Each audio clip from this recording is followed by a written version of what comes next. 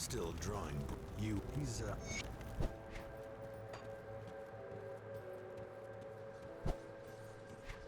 You're not look the bodies that you will need.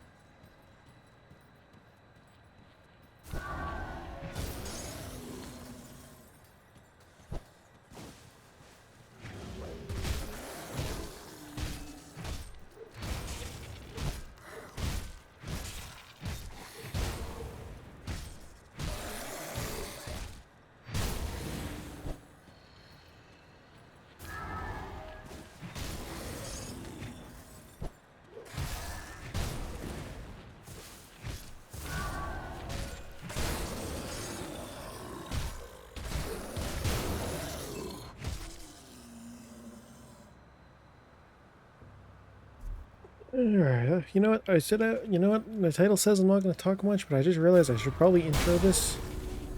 Doing so 6 minutes into the recording, yay.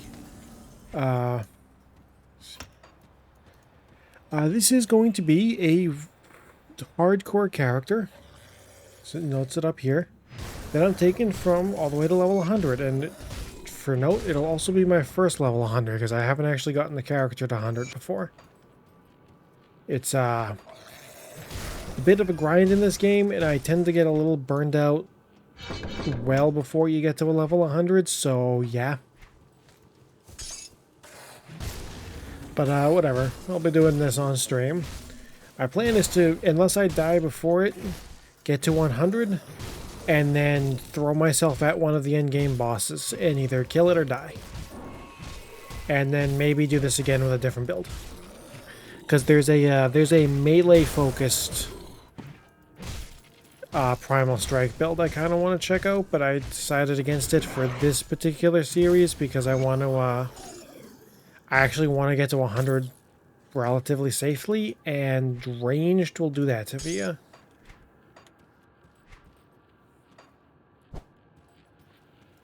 Because despite slightly lower damage, just on the basis that, I think the ranged two hands just do less damage for some reason. Actually, no, not for some reason. I know why it does it. It's because it's safer. You end up dealing so much more because you don't have to worry about running away as much to heal and stuff. It ends up being, it's nice. And again, it's also safer because you don't have to stand in melee range of all the enemies. That said, one of the best early weapons, this thing, which you saw me pick up earlier, this is a guaranteed spawn. It's there every single time. Same with this gun, which was in that other house. So these are very good, like, starter weapons. You grab the pistol first if you want to. But you don't need to. So there's a little bit of variance in these maps. Occasionally some paths will be blocked off and others won't be. The normal path that can take you straight to the house with this sword was blocked off this time. Which is why I want to grab the pistol first. Normally I'll just grab the sword first. Because Primal Strike does require a two-handed weapon. It can be melee or ranged, but it does require two-handed. Let's see. So this is showing 146 main. Grab that. It's now showing... Still 146 main, huh? Let's grab this for the energy regen. Because you really fucking need it on this build. There we go. Yeah, this node reduces the individual damage of every cast of Primal Strike by, let's see, it goes down to, if I'm reading this correctly, it should be 46% of weapon main hand damage, or weapon damage. Which is, means it adds 46% of this damage to it. Instead of 146, although this goes up, so it still gets over 100 at some point.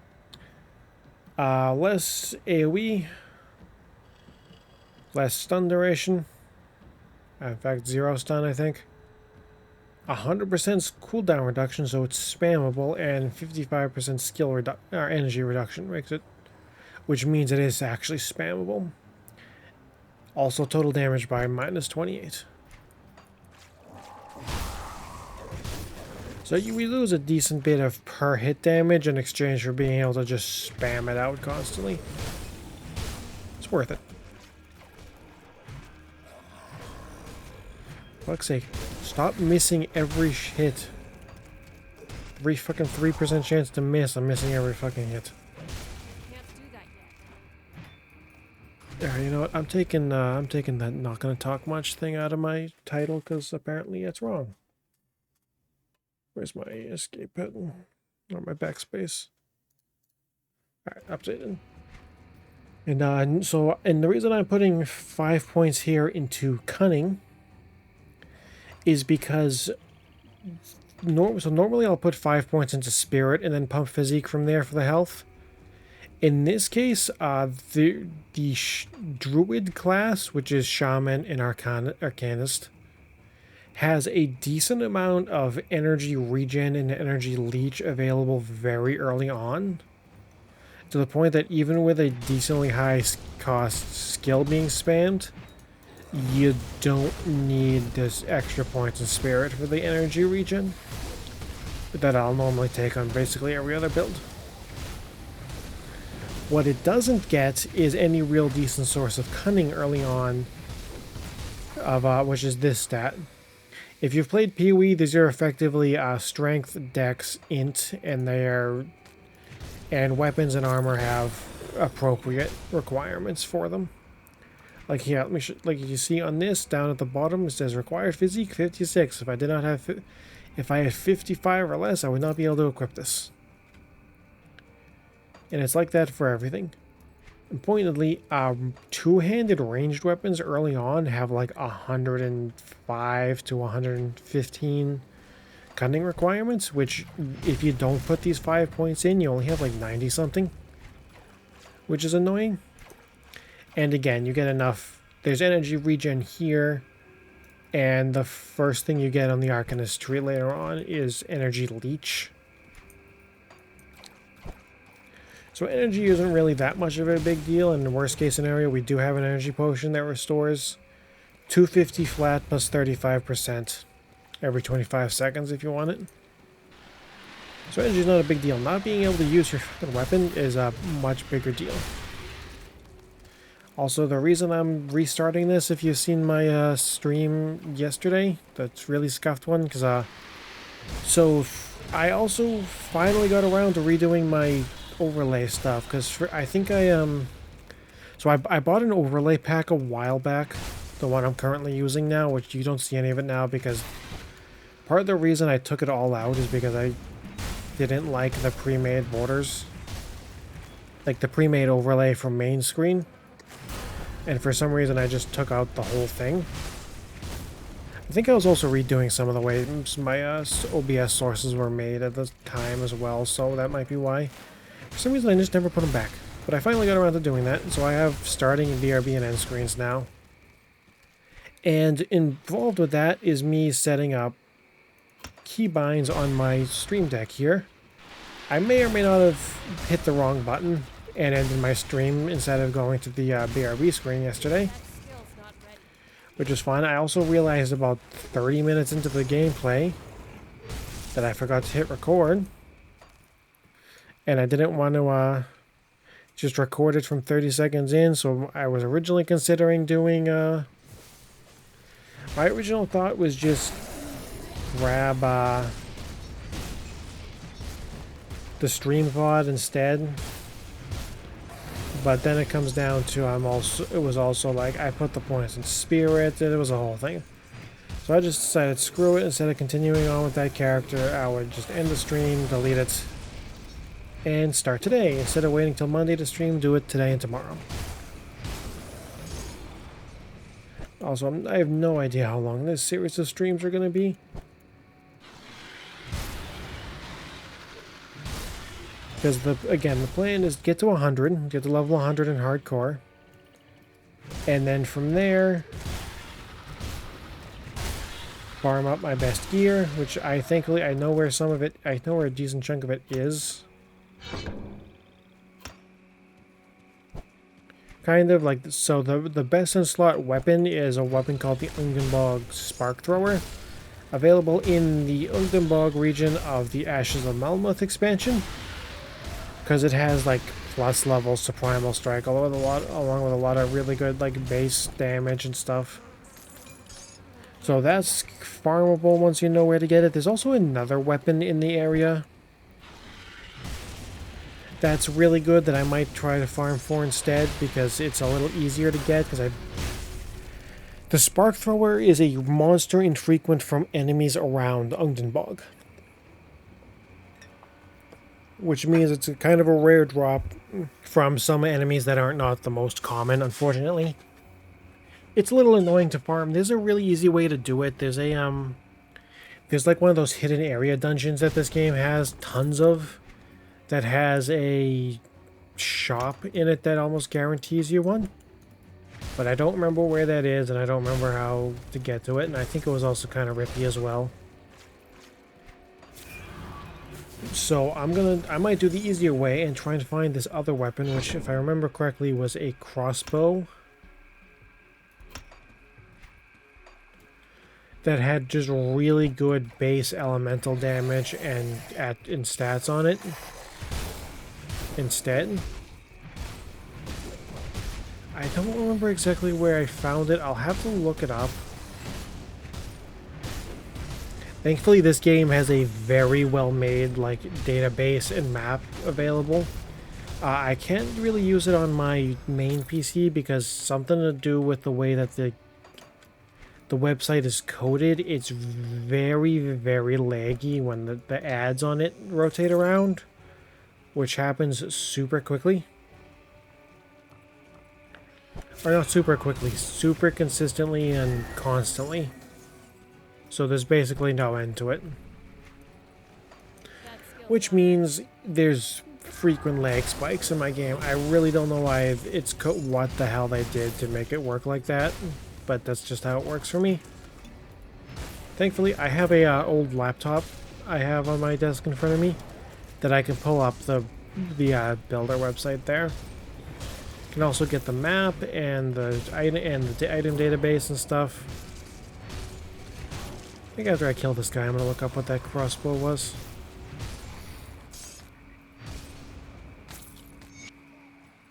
Alright, this guy's dead. Where's my other mouse? Item database. Open a new tab. I want two-handed ranged. Where do I find two-handed ranged? Can I restrict it to crossbow? I think it's considered rare. I think it has to be considered rare.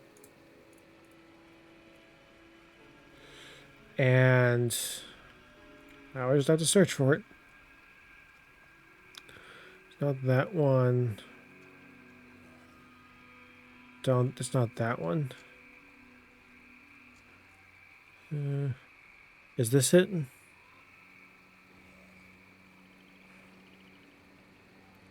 That might be it. I don't think it is, though.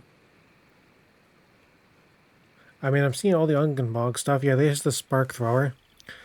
56 to 85 lightning damage, and this is on the level 41. There's a much higher level ones you can get. 12 to 18 Fizz converted to lightning, some offensive ability, which is this. It's effectively a mix of accuracy and crit chance. +4 to Primal Strike. It also gives minus skill recharge, but we're using the spam version and attack speed, so it's really good stats. Oh, and 104 to 128 base lightning, and that's, again, this is on the level 40. There's way higher level ones. Where is this crossbow? I know I have. Is it this Arcane Weaver one? Oh, it is this one. That's right. It has a bunch. I keep forgetting that it had triple elemental.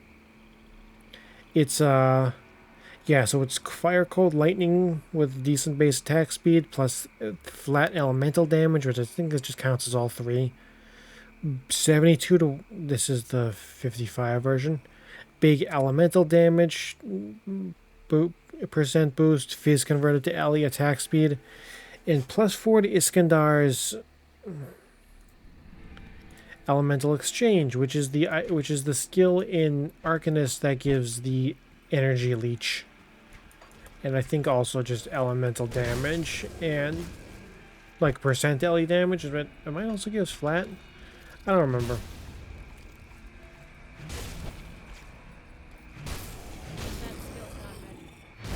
I do remember that this game is a little weird in that, like, sources of flat damage added to your attacks is like one of the best ways to scale your damage, because it's not at all difficult. Is it down here? Yeah, it is, but I don't have any yet. It is. Oh yeah, do I do? It is not at all difficult to get to like 500 or 600% plus increased lightning damage. At which point you need to realize that a flat, like 100 flat lightning damage is actually being considered as 500 to 600 flat or more. Because I think it applies that first. I'm not remember. I'm not sure. I just know that base damage is really, really significant because of that. Because of how high you can get percentages. That it's like weirdly hard to get, or rather it's like less common to get flat, but when you do it's really freaking valuable because of how high percents go. Attack a creature. I need some time. Alright, and then I need to go talk to some other people. This guy already killed them, yada yada yada. There's some more. So no, not that, the map. So those enemies I killed, where were they on the map? Here, I believe, along with here and here, are part of the quest from this guy. And then that one I killed, keep hitting the wrong button because that other button's map in my other games. And then the enemy I killed here is part of this person's quest, which also gets you a good amulet.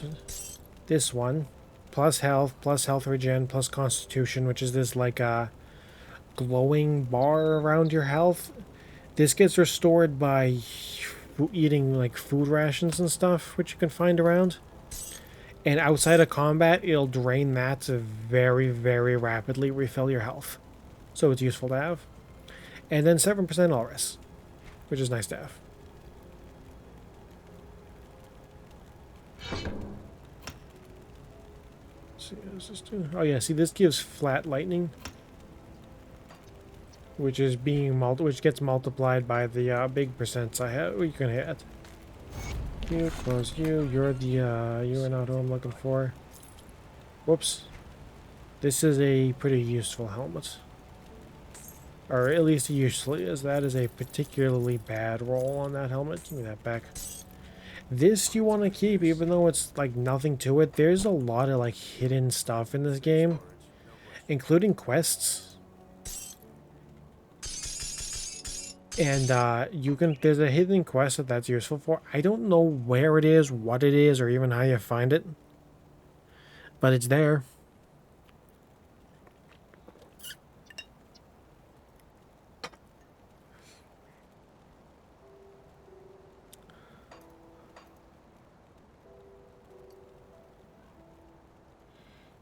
Where are the good rings? Oh shit, did I forget to put them in here? Did I just dismantle them? I might have.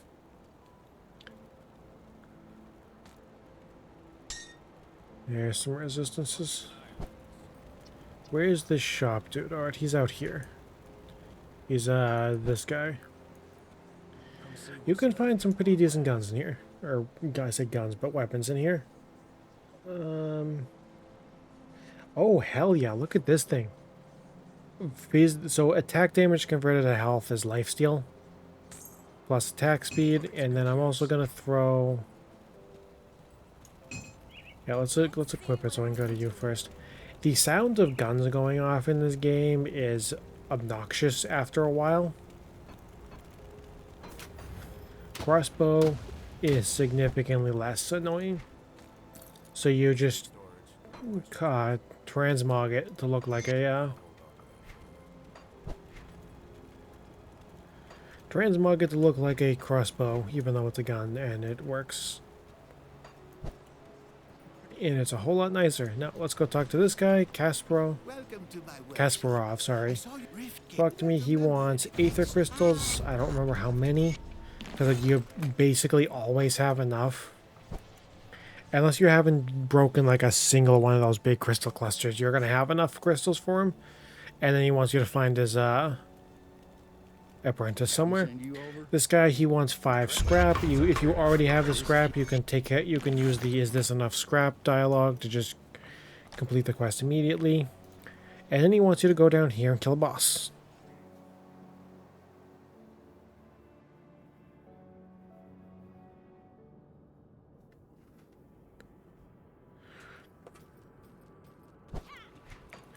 And then here's the power of this skill with range, and it's not even showing the real power yet, because this one here causes lightning to leap from your main target to others nearby. It causes it to chain around to deal a ton of AoE damage.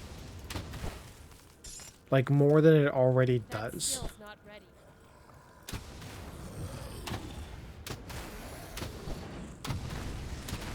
So it's really strong for clearing. Which is needed, because this skill is not at all, like, its strength is not necessarily in clearing early on. Once you get that, it's a lot better with clear, but until then, it really shines with single damage, because it gives a lot of single target damage, but it also has, like, directly, but it also has a not insignificant amount of DOT on it, for reasons I don't fully understand.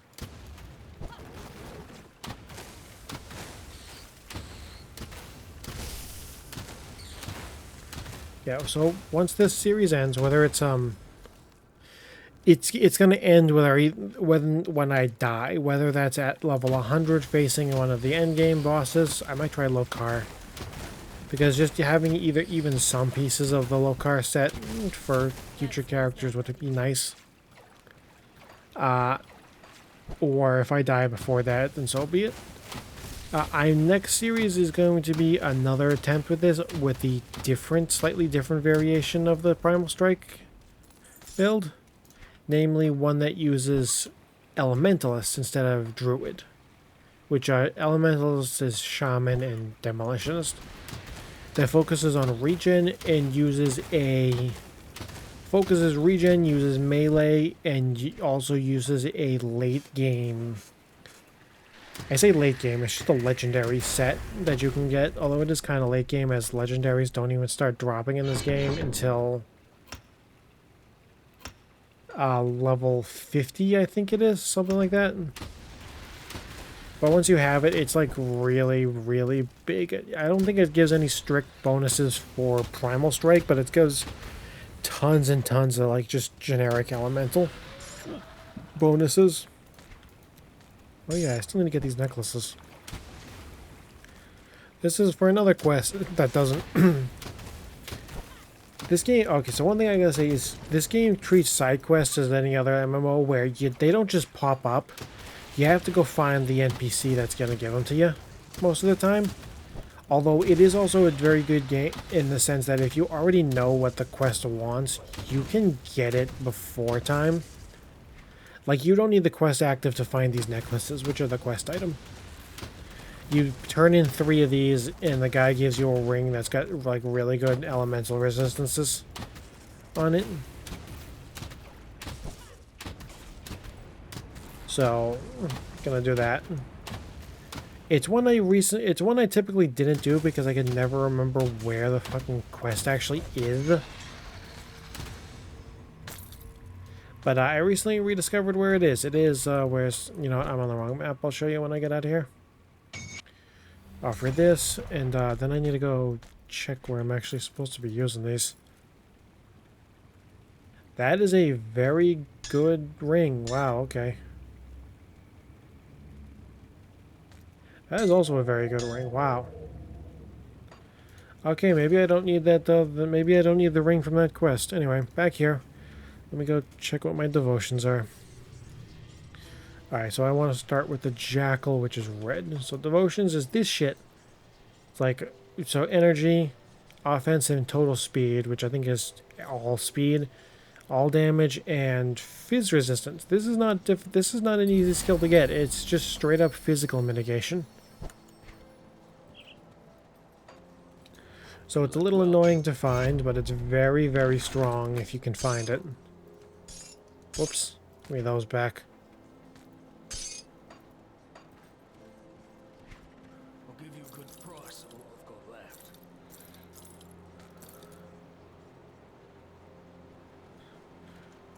Holy shit. Okay, that costs 16,000.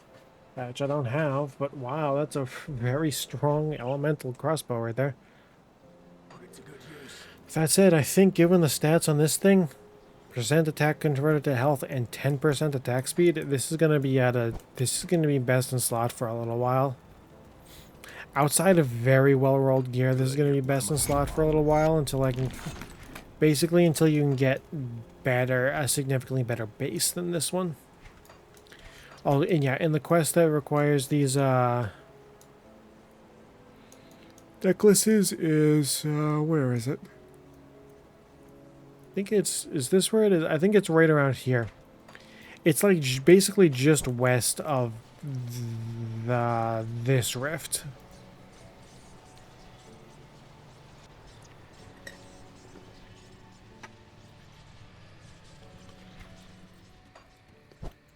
You'll see it in a little bit once I get 2 more of these.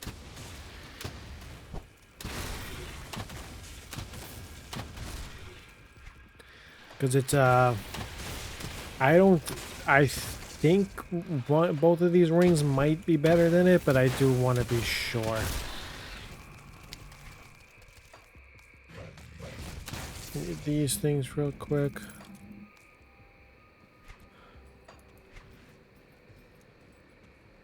Good. Yeah, so these are all resistances. This is the only one that isn't going to be, like, this is basically the only one you're not going to get to 80. The rest of these you get to 80 through gear, augments, and a bunch of other stuff. It's surprisingly easy to max these out, even though you think it's not, given how many there are, because, like, just this alone gives a max level, like, which I think you do want to take because defensive ability and armor are pretty useful. There's enough, there's like 30% pierce and aether res right there. So that's like 2 rolls on your gear you don't have to get. Plus there's also, consider components like, do I have a good example? I don't. None of these have it. It's also like some of these give things that go on. Yeah, I really don't have any. Things that go specifically on gear and not weapons have a decent chance. They give resistances, and then there's basically higher level versions of these called augments that you can get starting at like level 65 that also do that.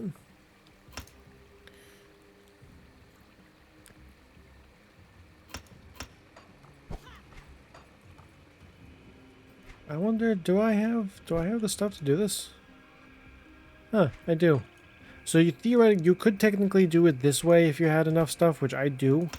However, there is a devotion shrine in this cave, so you're gonna want to go this way and grab it. Instead of just going over the bridge. And realistically, you shouldn't have this much scrap anyway. I've just been very lucky with drops.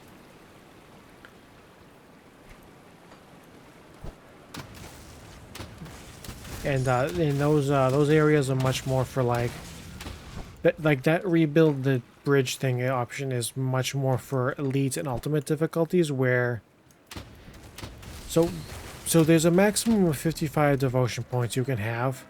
There are not 55 shrines. Even if you get every last one of them, there's not 55 of them. But as soon as you get into elite difficulty, all the shrines reset and you can grab them all again for points again. So it's like that bridge is there for like if you don't strictly need that shrine, and like you won't need that shrine in ultimate if you somehow don't have 55 points by the time you get to ultimate, you're doing something wrong. But like you can get, even me who doesn't know where all the shrines are, like I explicitly know that there's several I'm blatantly missing because I just don't know where they are. And even then there's also one that what is this? That is a lot better resistances. And I don't have the spirit to put this on. That is a lot of damage.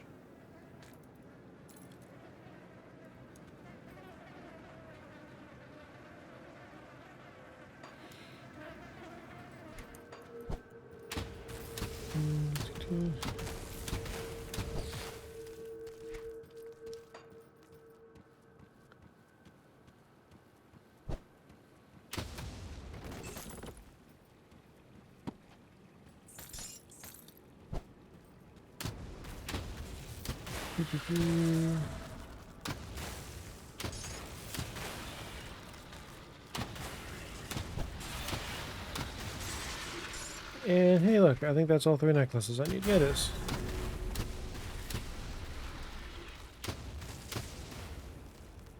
Oh, you know what? Something I should do? Hang on a second. Let me link these build I'm using, the build guide I'm using for this in chat. There is the guide. There's the playlist. In the first video, you'll find in the description of the first video, you'll find a ton of links for it's called Grim Tools. It's the build planner website that also has like the map and item database on it. It's for all the way from level 19 to 95. And it just shows like, oh, this is basically where you should be at each. This is what the allocations for like devotions and skill points and attributes and stuff should look like at each of these levels. So, it's from a guy who goes by Wrecked by Protoss, and he has made so many Grim Dawn guides, and they're all very good quality. And a significant chunk of them are also accompanied by full, like, hardcore SSF Hunt 0 to Endgame runs with that build. So, like, you could just watch the guide and or follow the Grim Tools links, or you could watch the 20+ hour playthroughs he does with with the build, where he actually like plays the build through. So it's not like some other build guide people that just, here's the build guide, good luck. He'll actually like go through and show, yeah, this actually works. So it's really good.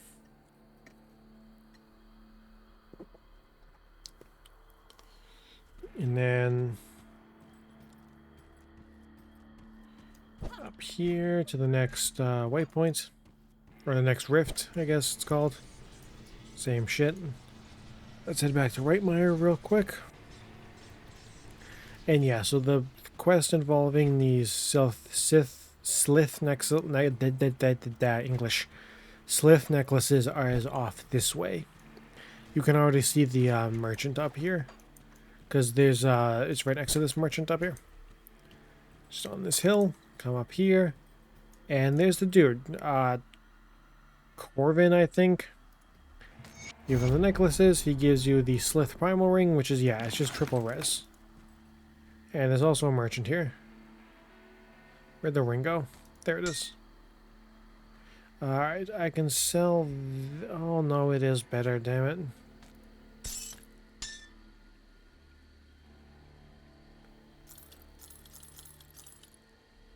What does this have?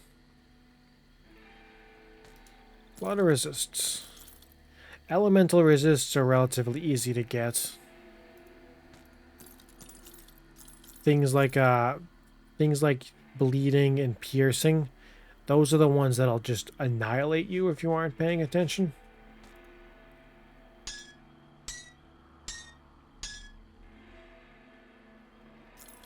There, that'll work. And then do I have...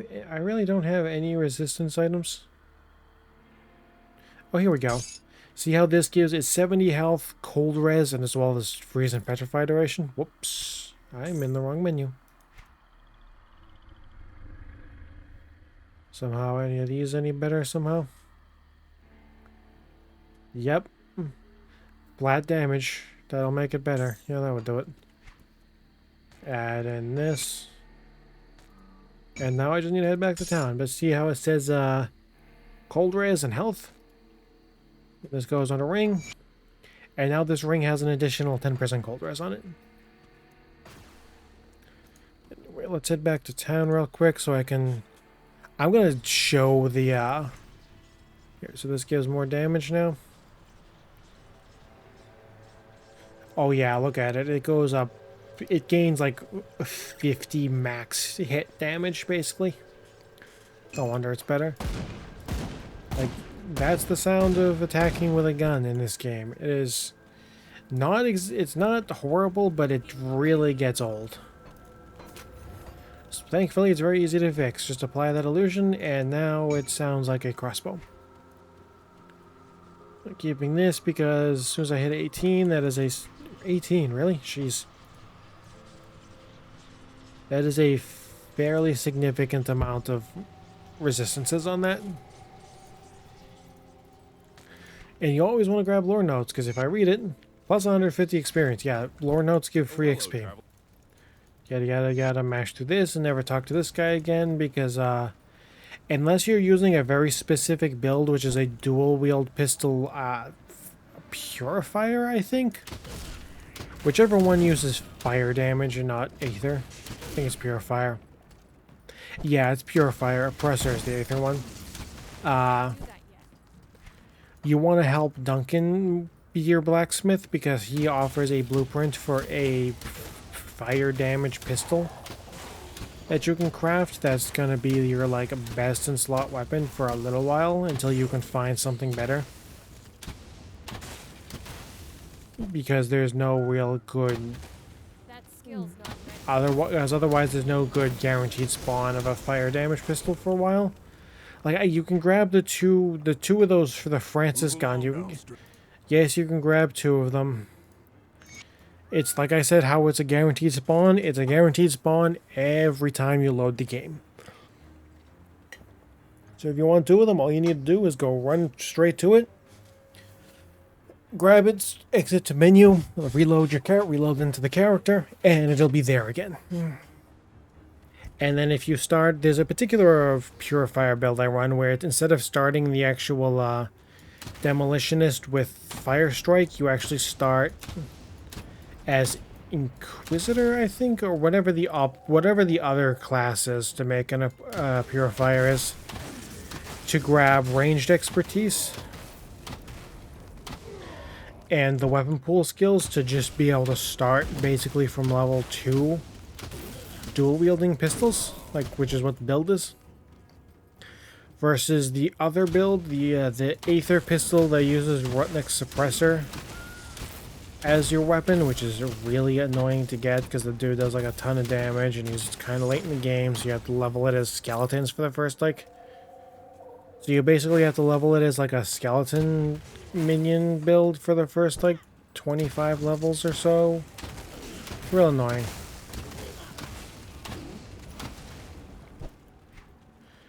Kind of part of why I like the Primal Strike build is because even though, yes, it does have a best in slot weapon that isn't available until late game, basically any decent two-handed ranged weapon will be more than adequate to get you there. So long as you keep upgrading, and because you don't have a specific set weapon until way later, basically any two-hand range that says it's plus the damage per second is gonna be better. You can just equip it and use it and not have to worry. Which is pretty nice, instead of me having to go back to a specific area to refarm a weapon every like 5 to 10 levels. You can just put on something new. It's kind of nice, actually. I am out of energy. Really hope we start speccing into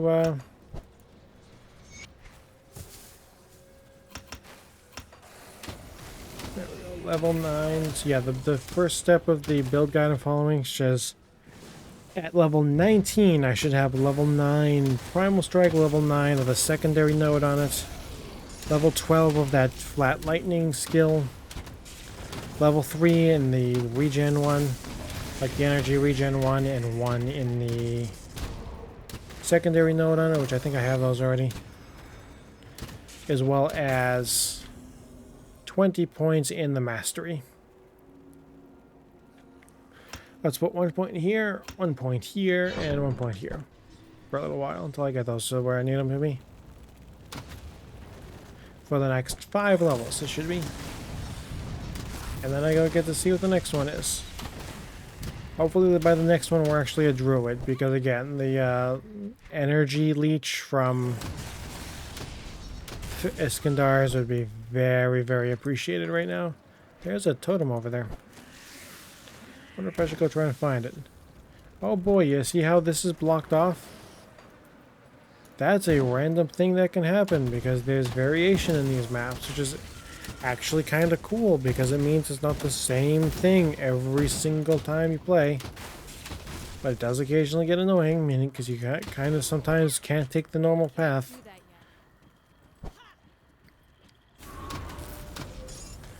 And then right over here, these two enemies specifically are the second set of enemies that dude who... So that's first set of 3 like specific enemies I had to kill for that dude. He also directs you to these two.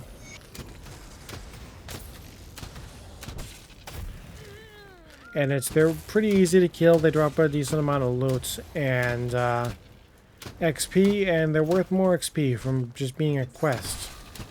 So it's worth killing them. Ooh, brain matter. Nice.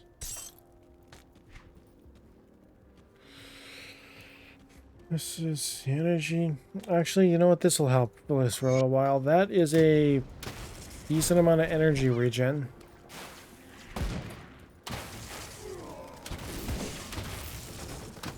Let's go see if I can find that that totem I saw on the map. Yeah, it's right over here.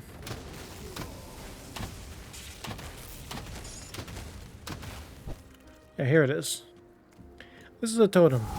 You just click on it, it spawns a bunch of enemies, you kill them all, you get loot. And it's pretty frequently spawned, so these enemies with stars on their health bars are considered heroes. They give bonus XP, and this spoils thing, which just drops more stuff. It's useful. They're useful to kill.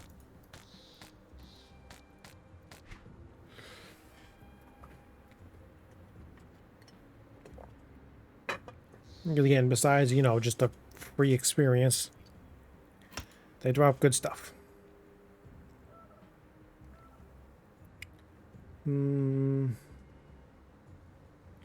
Or they can drop good stuff. This all sucks.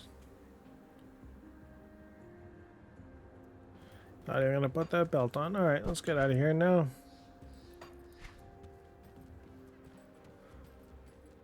Can I get out this way? It looks like I can. Okay. Maybe. Can I get out this way?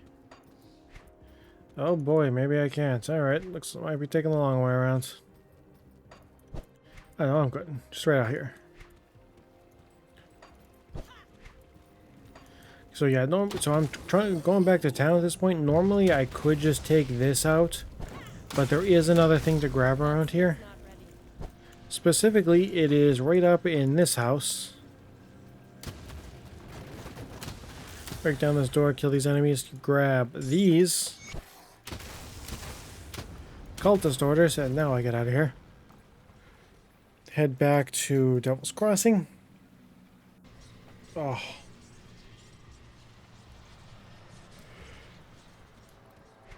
Oh, I'm tired. And in this quest real quick for iron, scrap, and experience.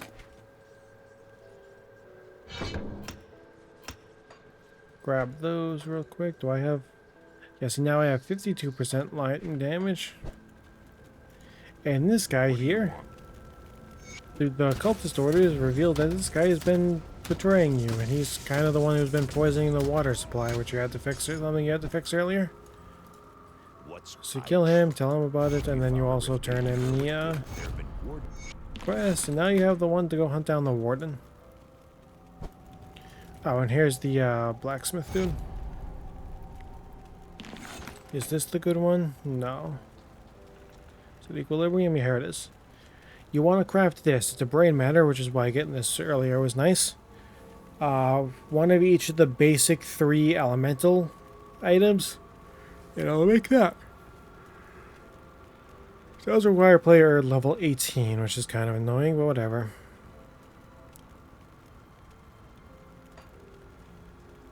What it gives is LA damage and 20% elemental resistance, and that's a pretty significant chunk to have in one item.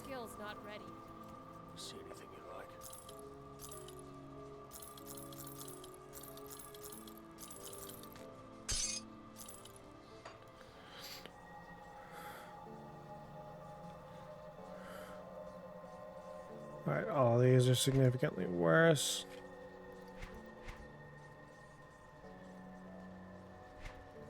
There's no medals available yet. Alright, move on. Oi! Right, going back up to Burwich Village now. Actually, wait, I should go back. I wonder, do I have the, reputation to grab the quest from this person up here?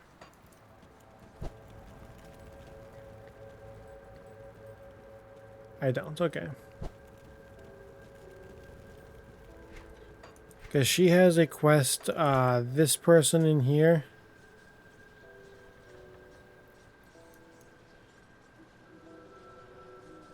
One of those three in there has a quest that takes part up here.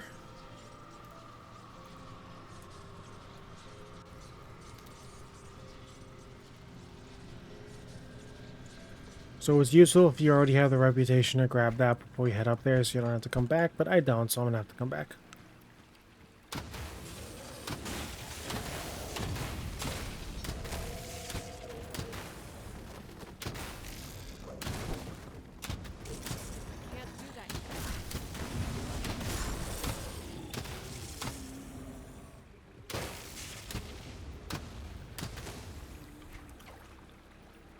Let's just head this way. Can't do that yet.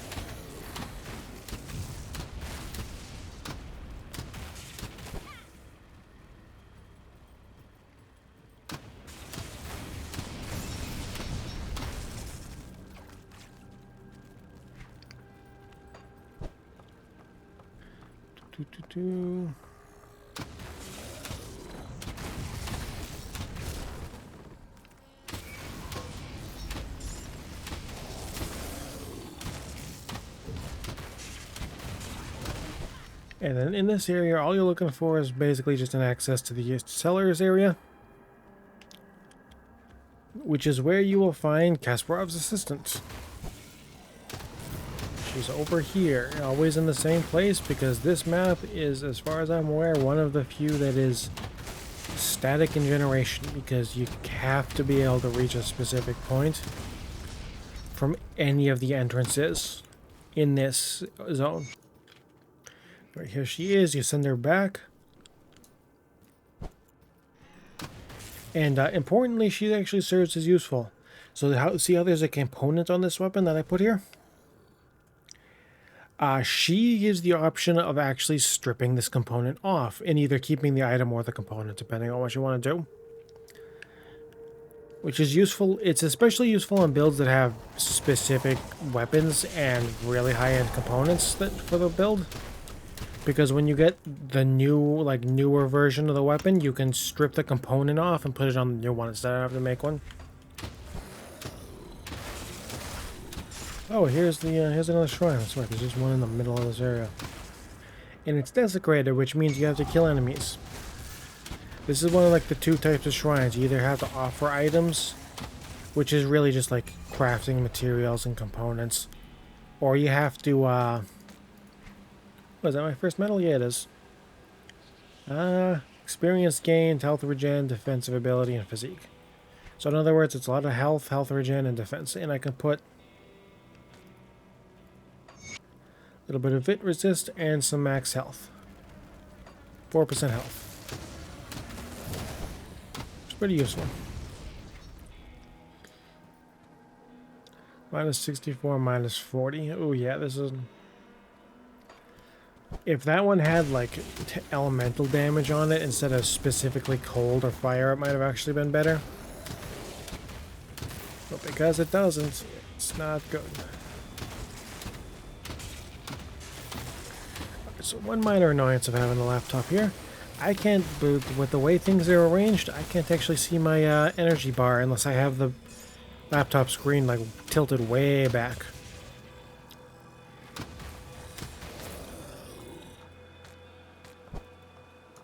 And now I have to do that because it's becoming annoying.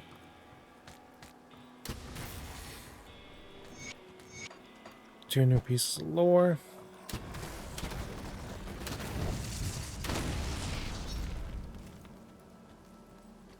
And through here. And then this is the actual, like, quote-unquote basement area I want. It's the warden's cellar, because I think that's his house or something.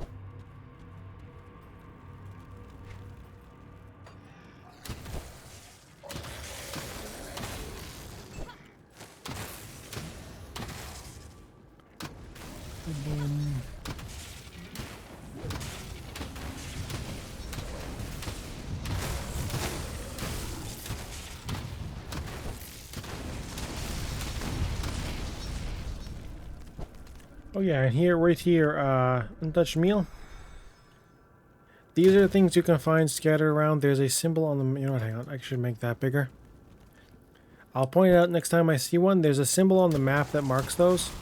That's how you fill up your constitution out in the field. I think if you just go to like a safe town area, like a hub, not necessarily a place with people, but like specifically a hub area, which is something different. It'll refill as well, but for the most part, you find food out in the wild, as well as some enemies will occasionally just drop rations, like food rations type thing. Oh yeah, like you see, he did right there. And those will also fill you up.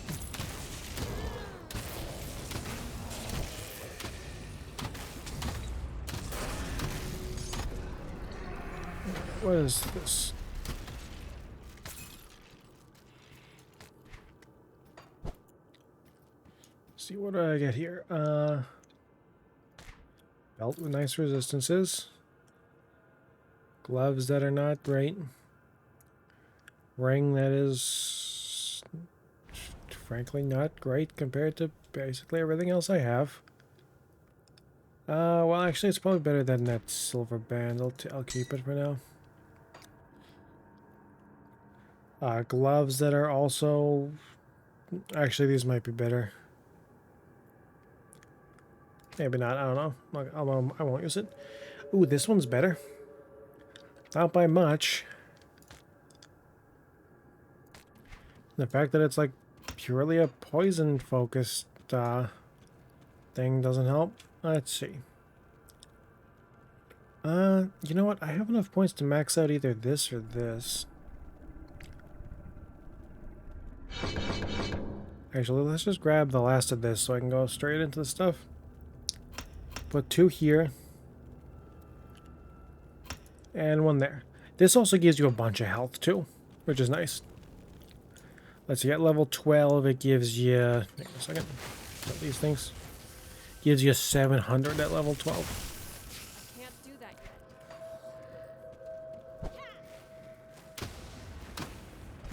Which is fairly significant, because I do believe that this game applies flat numbers before percentages.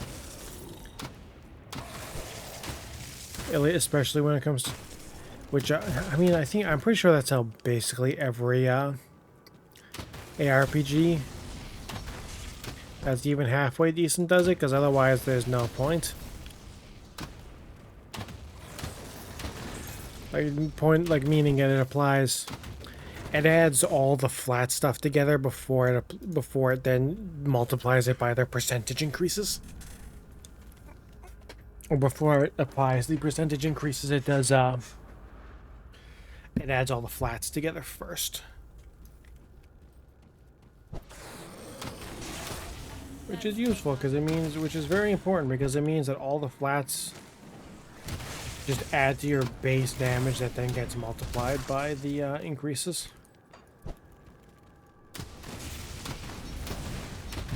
I wonder when they're going to announce the next PoE League. Because it got delayed significantly by PoE 2 in air quotes with that, because it's not fucking PoE. I don't know why they called it PoE 2.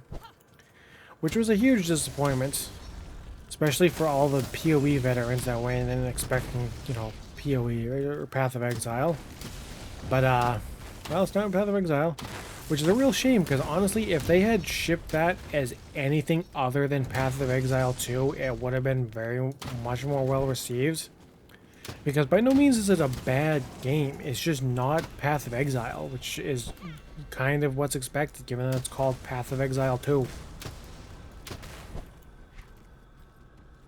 So, they really screwed up. But yeah, like, had it released as is, or maybe not as is, but as it currently is after a number of balance patches and adjustments to, like, loot drops and enemy difficulty, it's...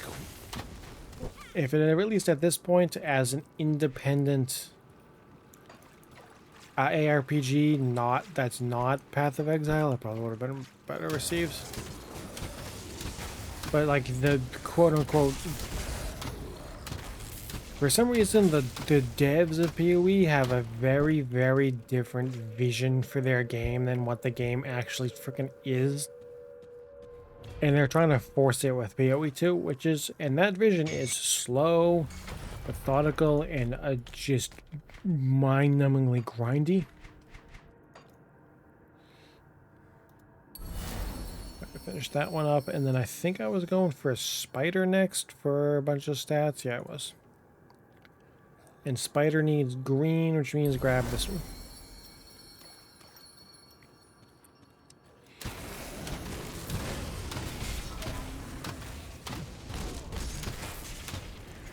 So devotions are one thing I don't follow perfectly to the guys. Like, I'll grab the right ones that they say to grab, but like the guide shows only grabbing the first 2 points of Jackal here. The thing is, there's no reason not to grab the last one, because once you have this last one, because it only takes 1 red and it gives 3 reds on completion. Once it's complete, it's considered a self-sustaining constellation, which means you don't need the other points, which means it provides at least as many affinities that it requires, if not more. Which means I can go respec this one and put it into Spider. Instead of having my 3 points be the... fuck's sake. Instead of having my 3 points be this, this, and this, it's now this, this, and this, which gives me 15% damage and 2% physical resistance, which is tiny, but it'll add up over time if I can find more sources.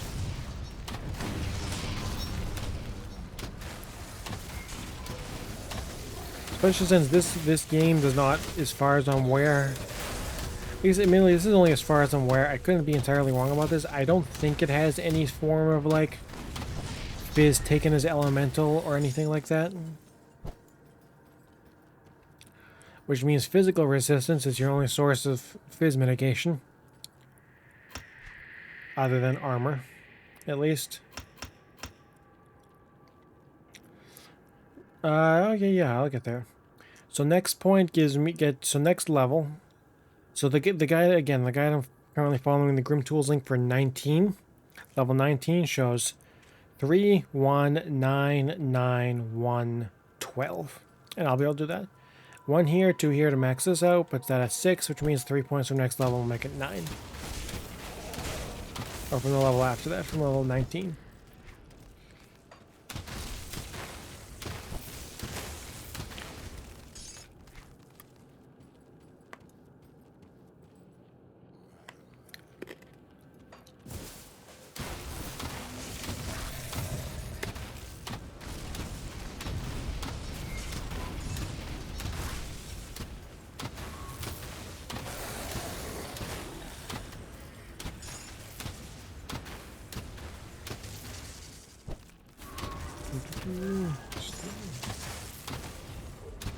So there isn't a so one thing I should point out, half the reason I'm doing this on hardcore is because there's a number of achievements related to hardcore for like some of them are just like get to XYZ level, beat XYZ like act boss or area boss or whatever on hardcore.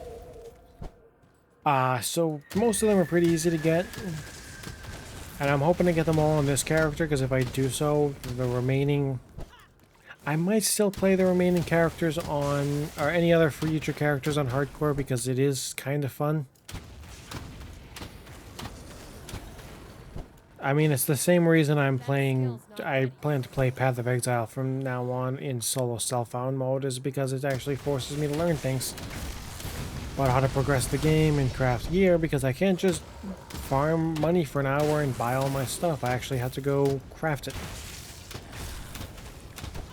Which means I have to learn how to progress my atlas and a bunch of other stuff. It's fun.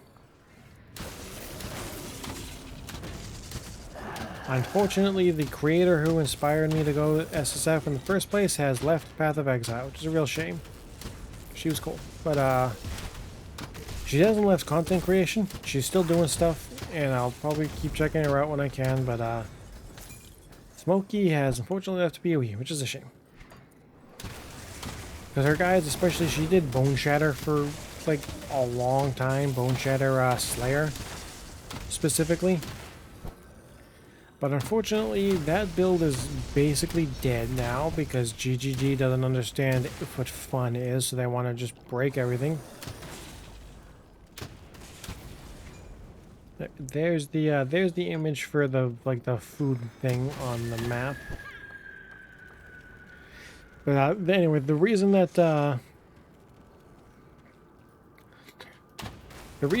Bone Shatter Slayer was so good is because there was a keystone thing on the tree called I think it was called Volpact, which I think it disabled regen, but doubled the maximum rate you could leech,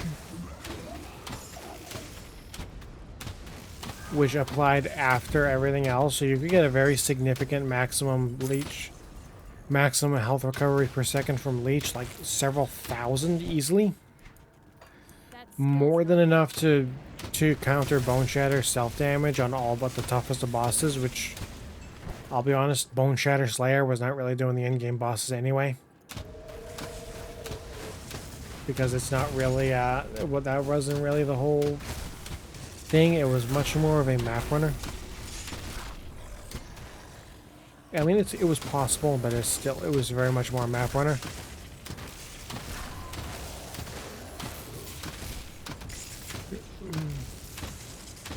Anyway, the last update, the 3.25 update, which was the, I don't remember what league it was, whatever it was, bricked that build by changing how Volpact worked to now cause melee, life leech from melee to apply instantly instead, which means it's now just bricked. Even with Slayer's unique ability to not remove leeching effects at max health,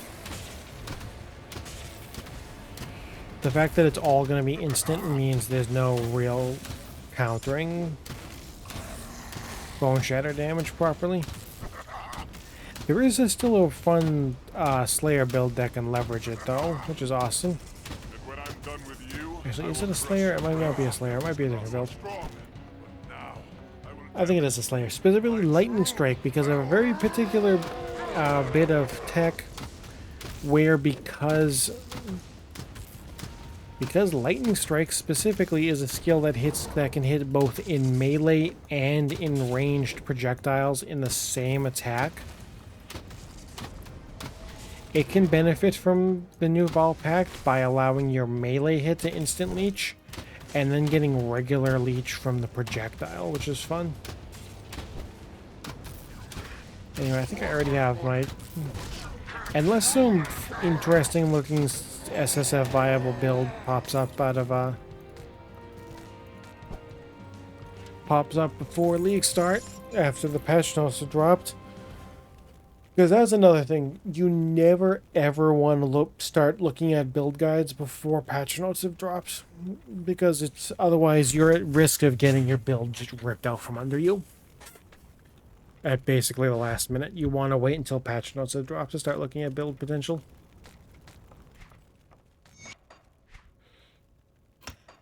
Now, let's see. Look at this, finish this out. So 155 flat lightning and 700 health. It also gives a lot of physical, but you don't really do physical. Grab that real quick and then head back to town. And once I'm there, I'm gonna need to take a quick break for the bathroom. Actually, let's hand this in first because she's right here. Free experience. And I'll also sell all this shit. See anything you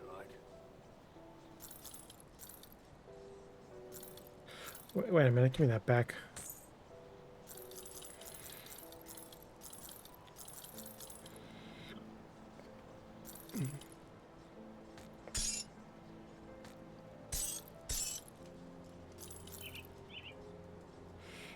So I think this is actually better than which one? This one?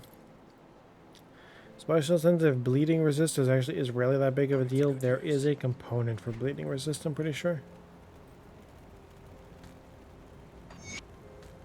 1272, 1296, not much better. And then let's just convert it back to this to avoid the sound of the gun. And send this back into here, and then... Actually, hang on a second. Is there a better component I should be using on these guns?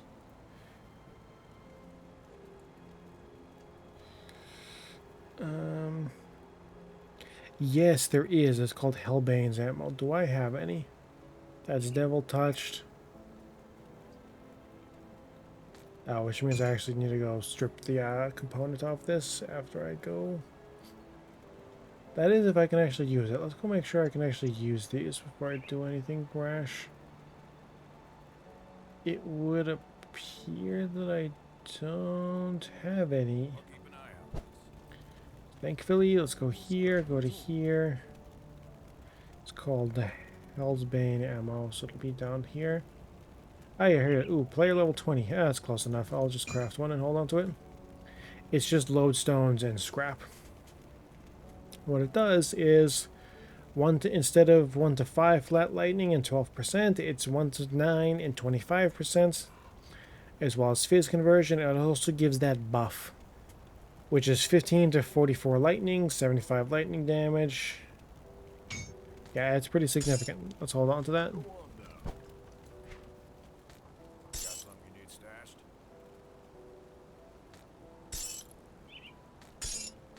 Ooh, I can put this on now.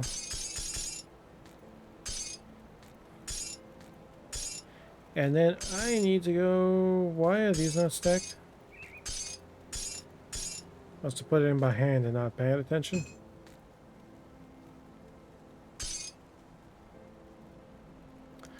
Anyway, I need to take a quick break for the bathroom.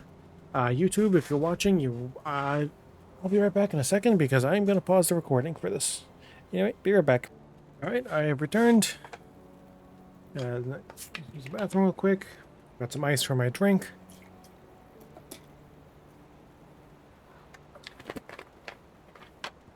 Whoops. I might have to take another quick break. I might have just overflowed my drink. Oops, I'll be right back. Okay, I'm back. The minor spill got cleaned up. Anyway, let's go. Is it finished? The Warden's defeat is a great Finish this up. Talk to this guy. Story really doesn't matter, so I'm just mashing through all this.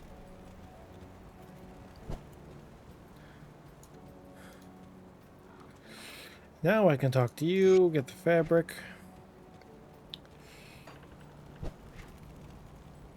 There's a... yeah, okay. Did I really not get the captured dude? Alright, I guess I'll have to. Let's head to the village rift to get the fabric first, and then I'll do the... So the quest is off this way. The place for the, like the main progression is off that way. the place for the fabric is you take the left in this Y fork here, go this way,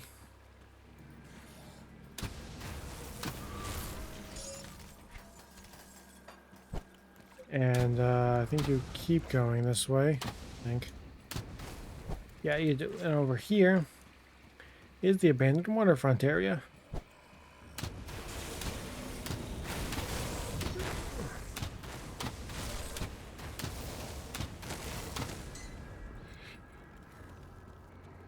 Where you can find all the fabric.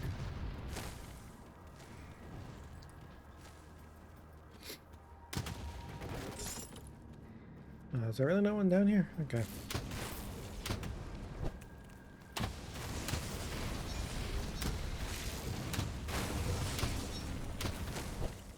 There's a second one here.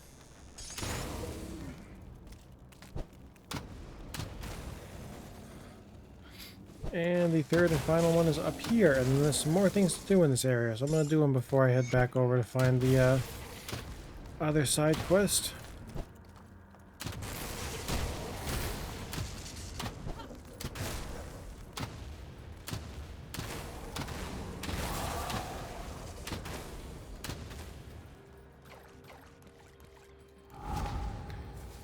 Open this up, we got a ton of enemies and a boss.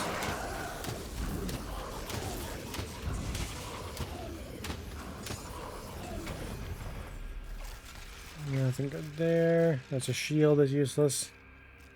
Not great. Not good. And then there is, let's read that long note, and then there is a side area down here that has a boss that drops. I don't remember what it drops, and I don't remember what build, but it's like a core item in some build I played a while ago. I do not remember what build it was. The item might tell me. But I do remember that this area is important to it.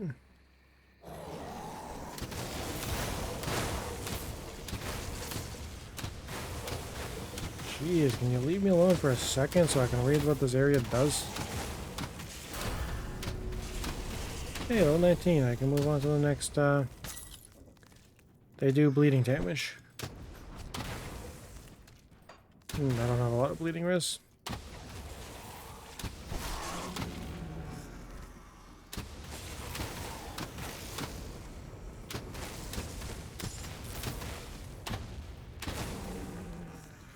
Also, 1, 2, 3, and that's level 19 done. Let's go move on to the next one. The level 27 one, which shows, okay, I still have not grabbed Arcanist, which is a shame. I really would like that leech, but whatever. Also, I think it also just has percent. Is there really not? Oh, there he is. This is the boss dude. Okay.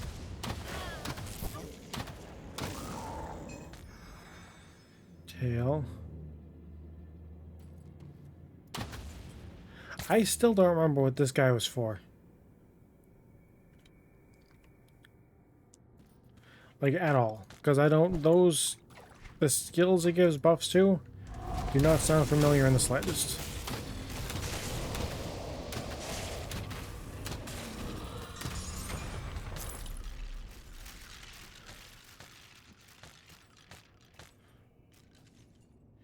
Holy shit. Plus 225? Oh, 16%.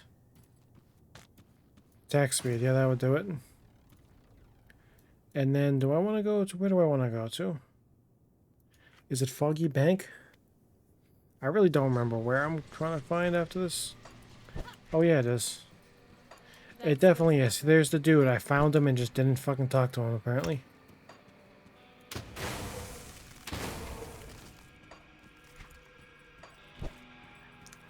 Because what you want to do is you want to break this guy free and talk to him. Send him back to town, and now he's just a second merchant in town. Besides, you know, just giving you experience for saving him. He's a second merchant. He's right here. Let's see what's left of my wares.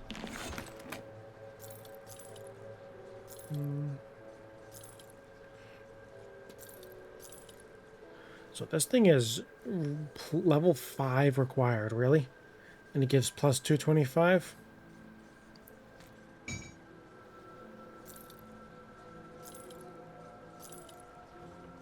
Yeah, I really don't remember what build that weapon's for.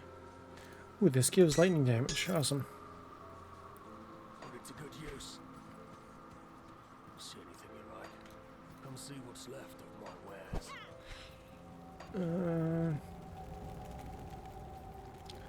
Let's go ahead in this quest. Might as well grab this one. It's not worth a lot of experience, but it is experience. Greetings, child. Thank you. And then that's the respec person. At least this area is respec person.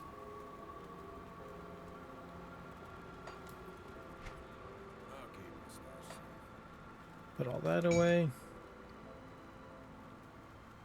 So we can get health.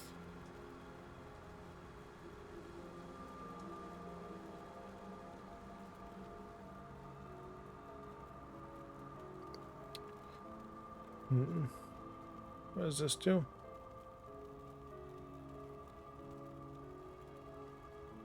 Let's get the vitality res, I guess.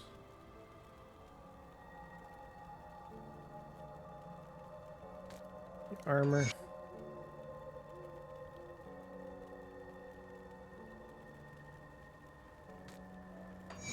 Better armor. Health.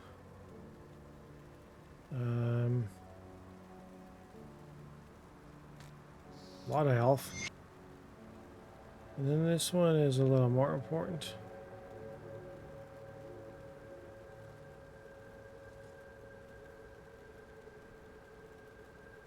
Oh, hell yeah. There's a life leech component.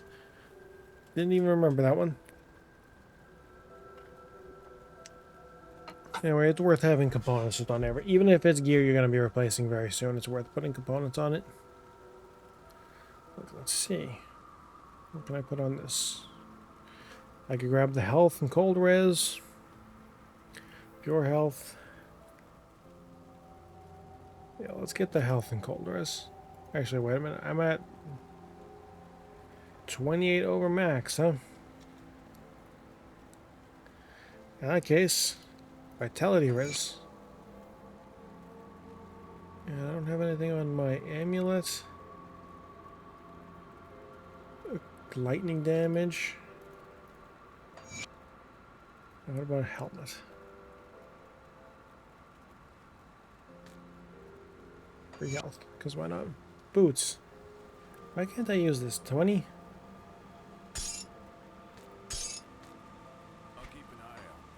So that wasn't control. Is this one control? There it is. Grab that. Put this back in here where it's supposed to be.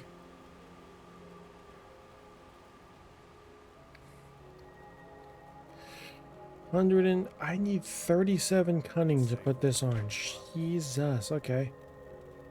Okay, so maybe I think I know what I'm doing with the next 2 level ups, and they're all getting pumped into here.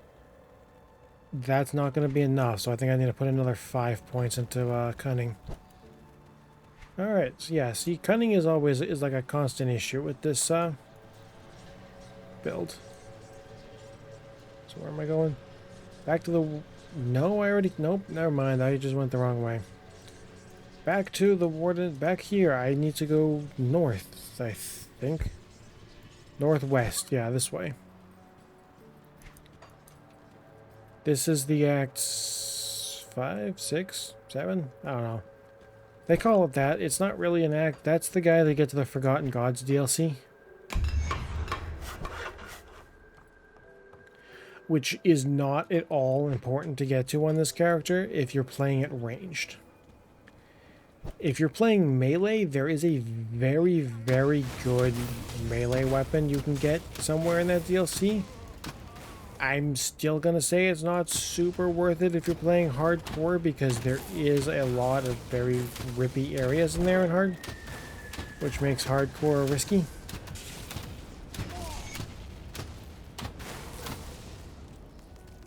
Let this guy die. What's this? This is a decent sword. Plus 4 to Blood of Dreeg, huh? Not bad.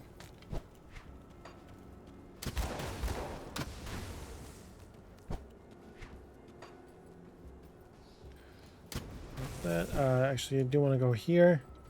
You help this guy out. There's some builds that say you should let this guy kill his family and then kill him. Because he drops an item, otherwise, if you kill him, he drops an item that gives like a lot of fire damage %. But it really isn't worth it. If you save him, you get a pretty decent ring with resistances, and that's more important. Gear with fire damage, like % fire bonuses, because I think it was specifically like a caster build that used a fire skill that said to kill him.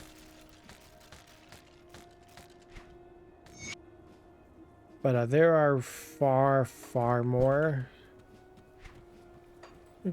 sources of the one-handed weapons with, or one-hand items with % fire damage than there are rings with guaranteed good resistance mods. So you get the ring.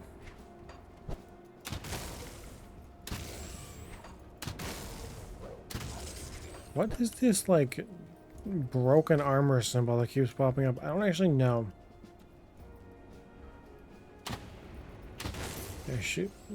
Can I shoot something without killing it, please?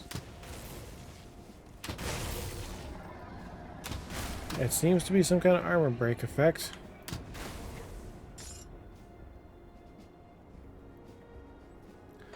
Which is not on any of my gear. Okay. Because I don't think it is. Really don't know where that's coming from. Whatever. Moving on.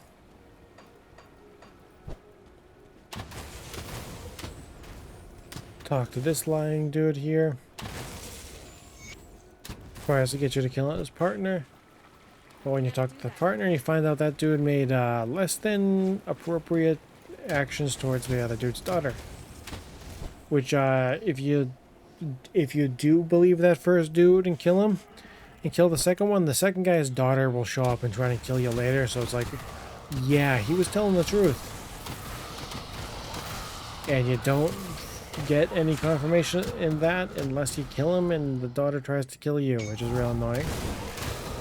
But yeah, you want to help the dude. If nothing else, the second guy. Holy shit! What is this thing? 227, 400. It only takes 190. 78. Like another level or two will probably get me there.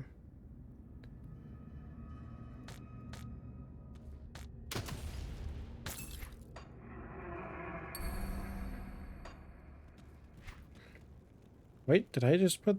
What just happened? Oh, wait a minute. Is there cunning on this? There's cunning on that. Awesome. 470, and that's without this. Can also put these on the boots now for the move speed. Let's see. 1532 to 2500. Jesus.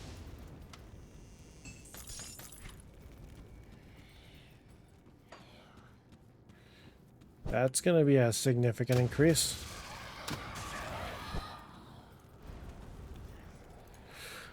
And I'm not entirely sure what actually is in that cave. But the reason I said, so when you find this, where is it? Is that the entrance there? Might be. When you find the dude, yeah, it is. When you find the dude here, you can see like the carriage tracks leading up this way. Normally that's, but if you go through that cave, there's a devotion point. And it brings you out up this cliff here, which is like just above where the damn, stop freezing me. You piece of shit. You know, actually I really should have put that freeze resist, that frozen heart on here, because it gives reduced duration of freeze. Alright, next time I'm in town, I'll try to remember to swap that out. Actually, which will be a good opportunity to show off how the swap out thing works. Anyway, I see like the tracks leading down this way. Here's the dude. You let him say what it is, apologize, yada yada. He gives you experience. And then in the next like big hub area, the homestead in Acts 2, 3, whatever, whenever you finally get there, he's a merchant there. Can't do that yet. which makes him way more useful than the other dude. That's kind of bleeding out over in the corner there, or bleeding out in the middle on the side of the road there. So you get this guy's quest, you get this guy's quest. Sell all your old shit to this dude. Pierce, Fire, Elemental, OA.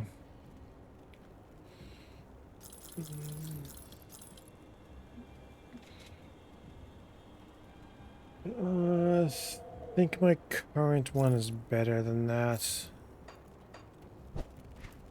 You head this way. Even though I already have 2 dynamite and could go straight to the blockade up here, it's always dynamite is not the most super common thing this early on. Later on, you end up getting to the point where you have more than you know what to do with, because places to use dynamite, even if they end up being places that require like 4+ to blow it up, they're not common enough to run you out of dynamite after a certain point. I'm not at that certain point yet, so I need to go get the extra one that's in this cave.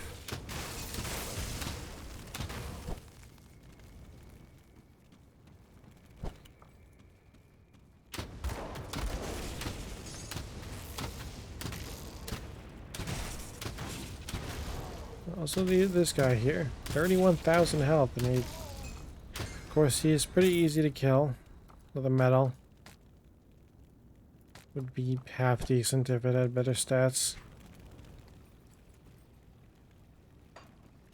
Like, that's a lot of health and spirit, but the offensive stats are pointless, and there's basically no defensive ones.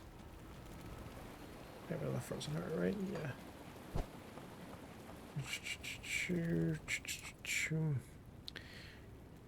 Alright, I think I still want to grab... Actually, I should probably check what the devotions are at this point. Alright, I finish Spider, and then I go up to Kraken. Okay. Which, wow, yeah, that's why you get Kraken. The first point is Kraken is 50% increased damage with 2-handed weapons. Jeez, I wonder why you grabbed that on this build.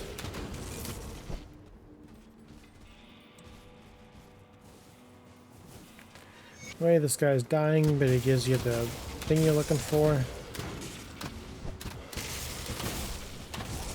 Also, yeah, sorry if it's a little dark, but this game has a day-night cycle, and honestly, I like it enough that I'm not turning it off.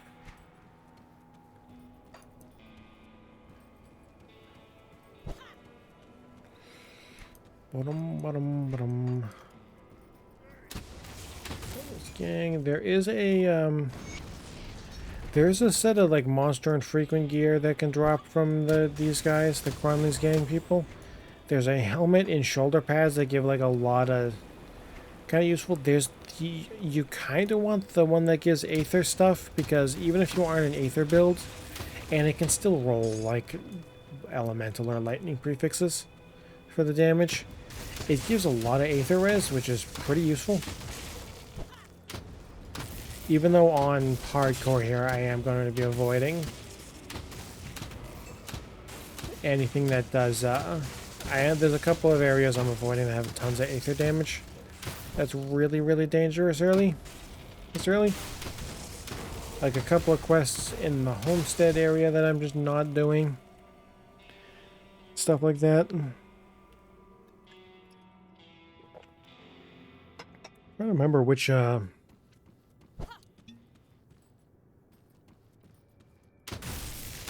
think, I'm realizing I think I want to side with Kaimon's. So later in this game, you get a choice between 2 factions to side with, and the other one becomes an enemy of yours. Which means I need to figure out, I think I have to go Kaimon's, otherwise I won't really be able to progress the quest properly, because the other one has, sends you to an area with a ton of Aether damage. Actually, no, it's not Aether damage. It's an area with like a lot of Aether fire on the ground, which is just it's a ground dot that does Aether damage, and having sufficient Aether res and regen to deal with that this early on is very unlikely.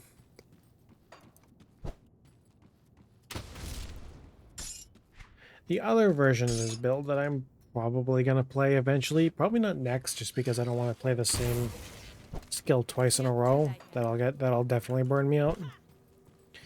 Might be able to do it at that point because it's much more of a regen based build than anything else.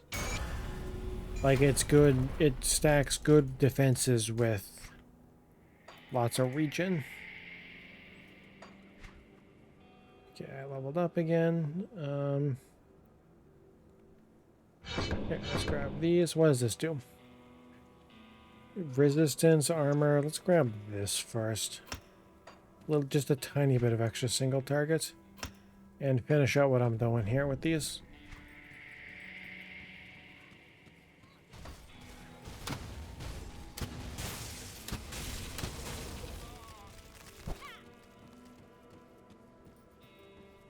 Boom, boom, boom.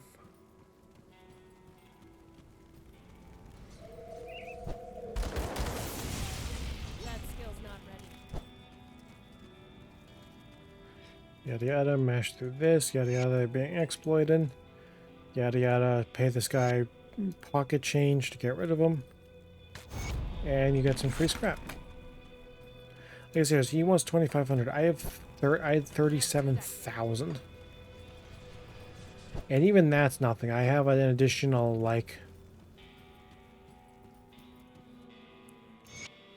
I have an additional 150,000 stored in my stash in, well, the method of transferring iron bits, which is just like the basic currency equivalent of like gold, between characters, which is available in the DLC, in the Ashes DLC,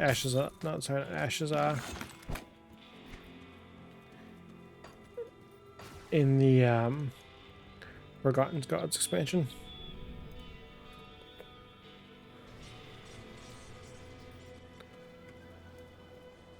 I'll give you a good price for what I've got left.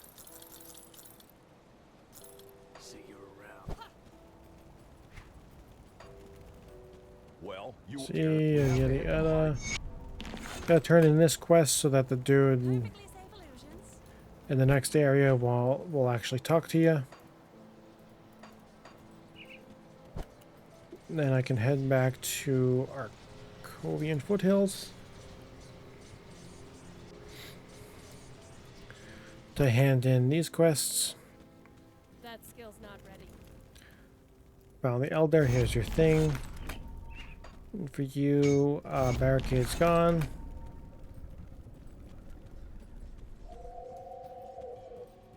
Okay, so I gotta remember, I'm 25 minimum over max in all three of these, so I can swap out some stuff if I need to. Then there's someone to talk to in Devil's Crossing.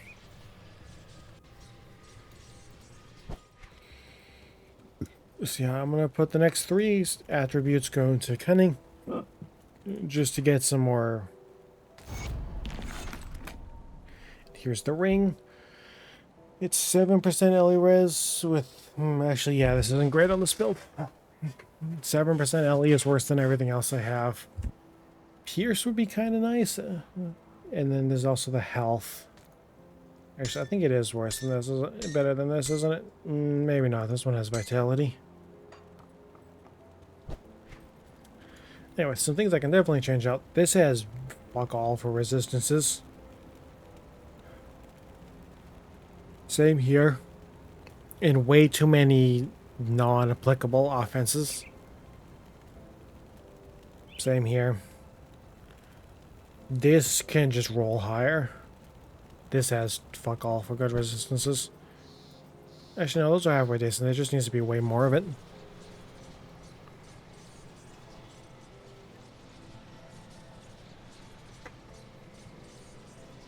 And then where am I going now? Old Arcovia. Right here. And now that I've turned in the quest with what's his face back at the main area, this dude will talk to me. And then this guy wants the royal jellies. Give me the crafting recipe, which I already have, and these, which I might as well hold on to. That's an energy regen effect. Yeah, no, I'll hang on to this. Just throw it in my stash. It's a decent ring. It's a pretty decent ring if you're running like a physical build. And or have gotten fucked by drops and don't have anything better. That skill's not ready.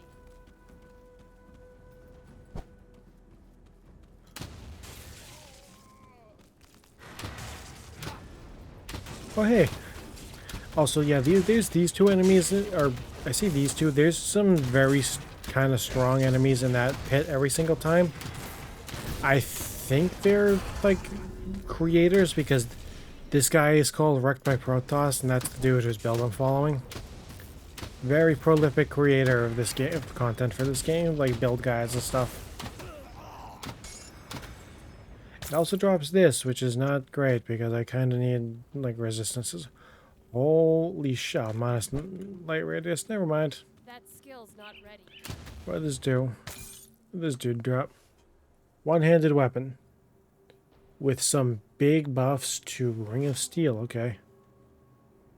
Epic Amulet. Maybe not. It's cunning. Am I at the appropriate amount of... There should be one more into this. Let's put the other point here. And it wants me to go up to 9 on this.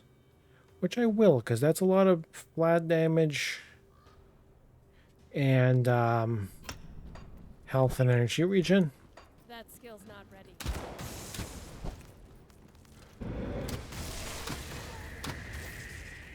And then you can talk to this dude, yada yada. He tells you about a hidden area in the boss arena.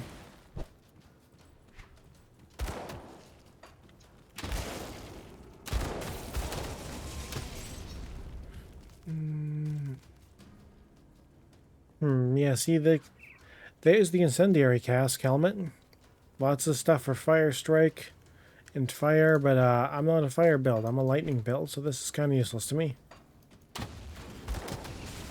That's it. The Aether variant of it, which whose name I don't remember, would actually be useful because it gives, because I think it's, well, this one doesn't. Maybe it's the shoulders I'm thinking of that are basically guaranteed to have the appropriately themed resistance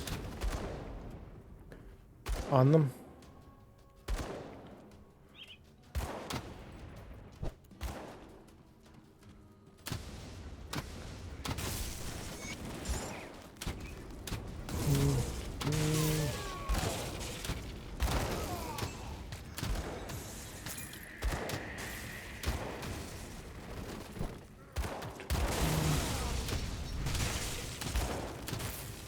What does this one do? Yeah, yeah, that one's also not great.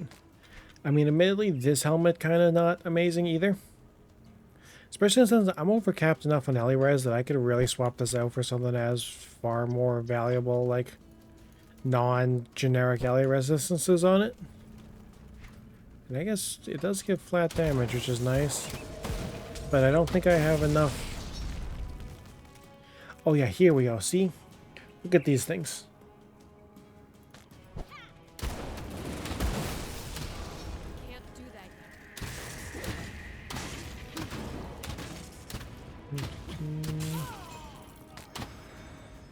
Shoulders, piercing, that's just a lot of piercing damage. I got, you know what, I should, one of these days I should try finding a, that's a melee weapon, unfortunately. Yep, big extra damage, but that is, oh, +4, that's a very pointedly Primal Strike weapon. Okay, then. I am going to hold on to this and throw it in my stash, because this will be good for when I want to play that, melee variant of this build, which is the Elementalist. This one is going to be a Druid, which is Shaman and Arcanist. Elementalist is Shaman and Demolitionist. And it's much more of a regen focused setup that goes for a set later on that gives a lot of damage, but specifically requires you to use a two-handed melee weapon.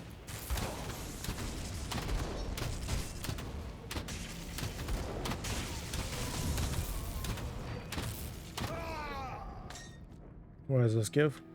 Lightning damage?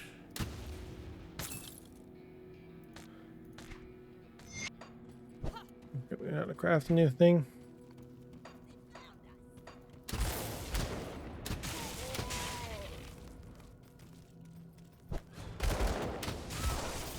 Kill you.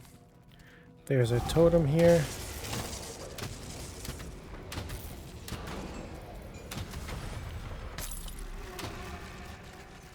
Yes, that's nothing great. Nothing right here.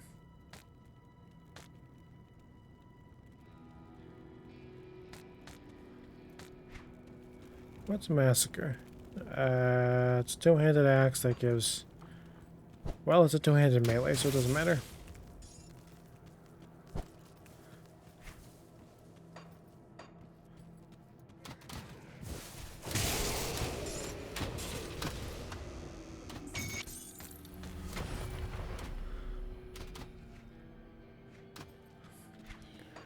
There's another devotion point. That puts me at 2.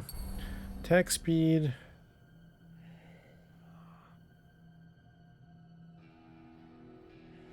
Oh, 3% cunning. Yes, please.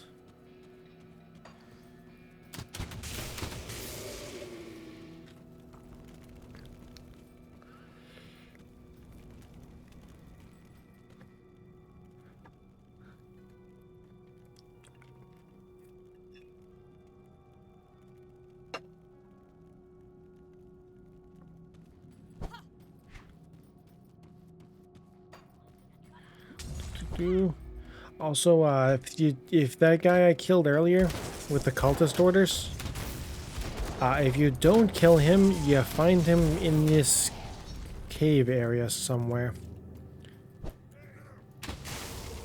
which is where you learn that yeah, he's a traitor. If you didn't find those orders, I think it's over here. Somewhere on the main path. You really can't avoid him, I think. Yeah, he's right here if you don't find those cultist orders and kill him earlier. He's right there. In front of that door.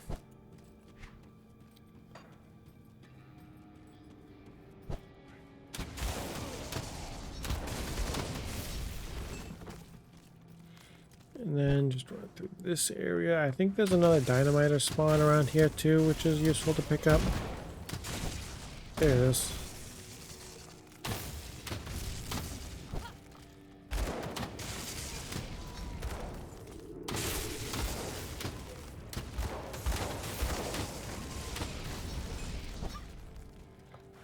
Gee.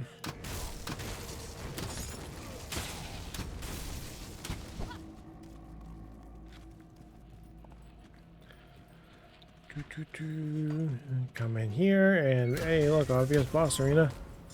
Kill these 2 crystals. There's Darius Cronley. And shut up, I'm gonna kill you now.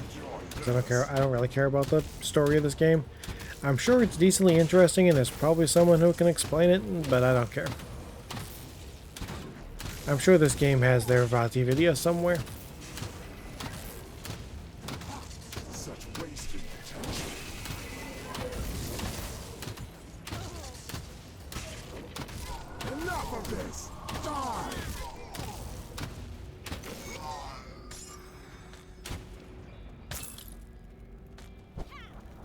And gonna open up this chest for more stuff.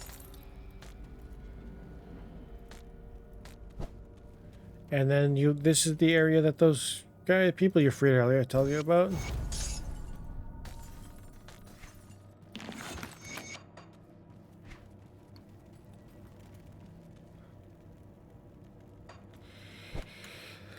And then the progression is out this way. Don't make the mistake I did one time before and not head out this way and just leave and then forget you how to teleport here and break it and then have to rerun this entire zone a second time.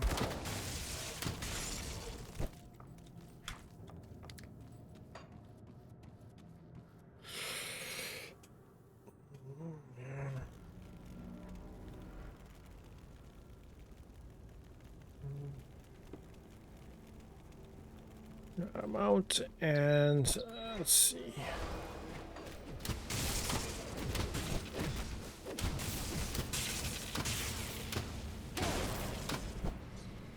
Grab the Twin Falls Rift. Now we can head back to Old Arcovia. Turn in this quest.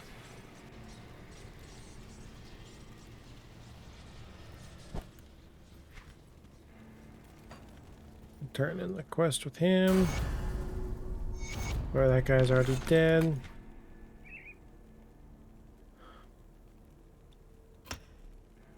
In 2, 3.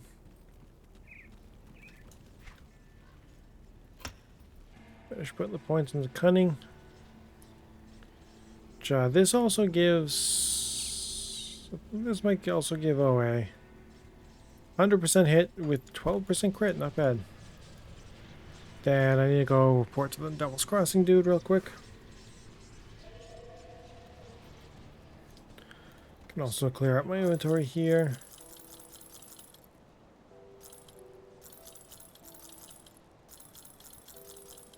Whoops, I meant to keep this.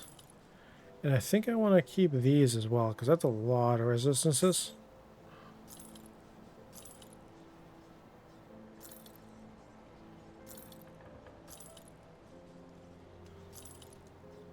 Iron well spent.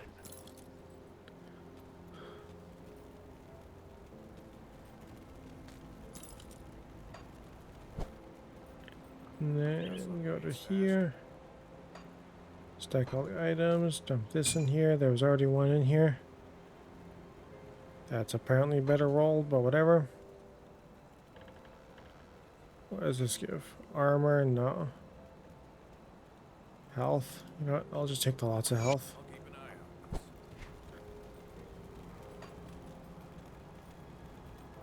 Well, the world and now they're That, and then I need to go talk to this other dude about food in Daryl's Crossing, which is where we learn about the homestead, which is a big like farming area.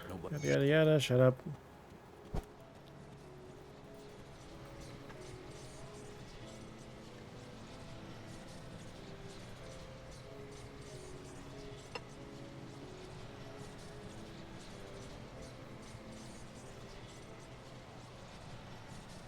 Then, do I head to the DLC? Where's that? Hang on. There's a special ring in the DLC. I want to go learn where you get it. Think it's a legendary ring. Just I think it's legendary.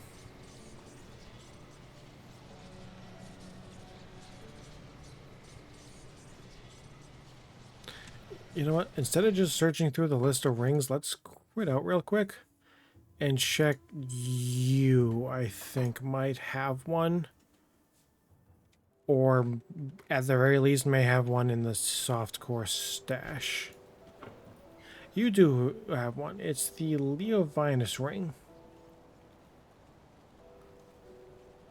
So now I can search for it. Leo. Just search Leo, it'll find it.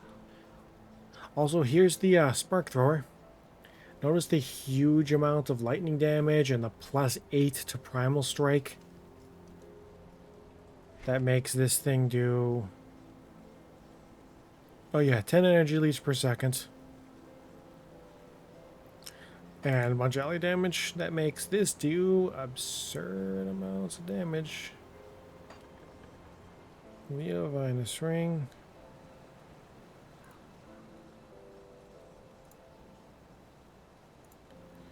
It's an urn cluster in the hidden refuge. And no shit, where is this? Okay, I see it now. Alright.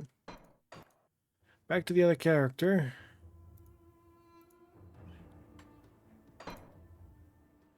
Back to my hardcore character. Let's see. Which ring would I swap out for this? Probably this one. Because this has other resistances on it that are useful. This doesn't. Nope, and I'm talking, and I'm going to the wrong place. If I want to go to the DLC, I gotta talk to this dude. Yada yada yada. Whoops. Yeah, for fuck's sake, this one. And then trying to remember which faction you want to side with on this build. It's not super important because you can find a lot of yada yada yada. Shut up. Typically, I don't typically go ahead and do a lot of like I don't typically use a lot of the faction gear, but I think that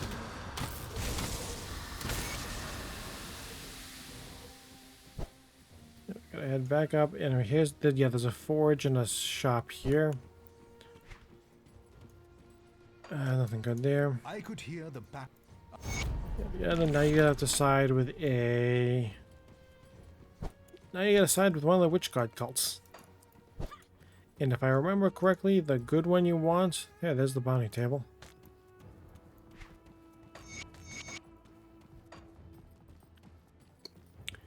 If I remember correctly, Bismael is the one I want. If I check, yeah, there's big lightning damage bonuses on some of this gear.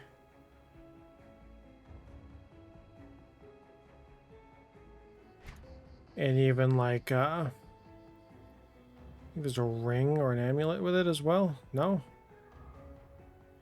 Oh, there's a medal with it with tons of lightning damage. Wow, that's a lot of lightning damage. As well as lightning damage. Like these are augments. These can get applied on top of components. Like you see, it gives tons of damage as well as bleeding resistance, goes on rings. Is there anything more that would help? And then in the max level, there's even more augments.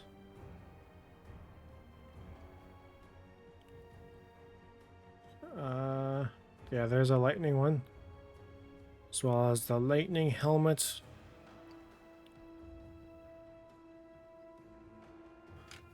Lightning shoulder pads. And body.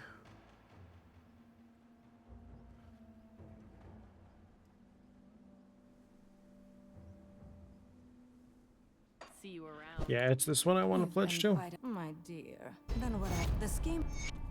That said, I'm not actually gonna pick up this because I want to go ahead and. Where is quests? I'm gonna go ahead and hide that one because I'm not actually doing it. I am, however, gonna head out. I'm looking for the Temple of Austere Rift. Because it's just a little past that in the hidden area.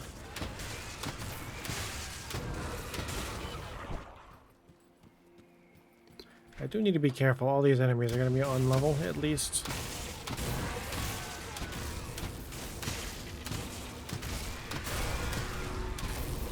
Hey, 24. Nice. Back over to this. Yeah, I can just, I can max that out, so I'm just going to go ahead and do so. And then, so this shows 15 points. It actually wants 15 points. Where am I getting +4 from? Oh, the weapon. Jeez, I didn't even notice this has... I did not even notice that this has, well, no wonder this wasn't crazy strong. It has a frickin', +4 to the weapon on this. I'm gonna go ahead and spec into this instead then. I'm getting enough damage from... There's 10 cunning.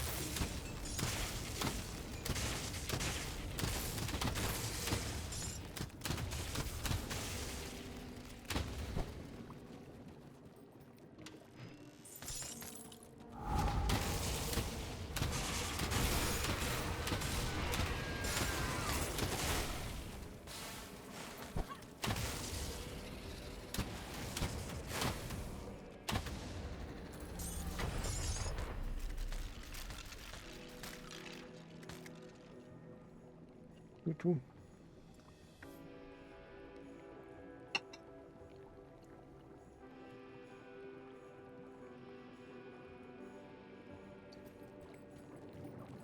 Hey, this area. This is a build I was using a while back in on softcore because it was very much a melee build.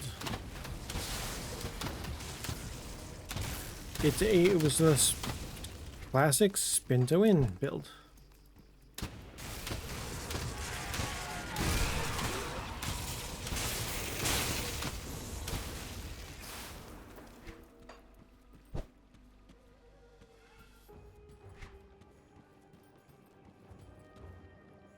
A high +2 to Primal Strike, but this also has no resistance on it, so I'm not going to use it.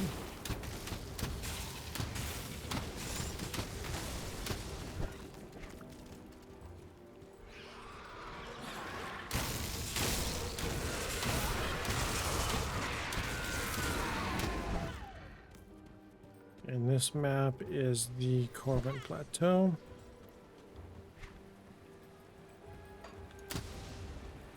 Oh, I just tried to kill these people. They're friends.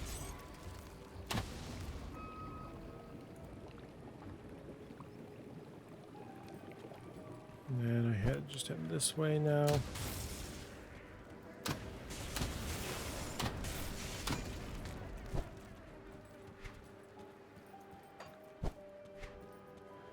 Do do do do do.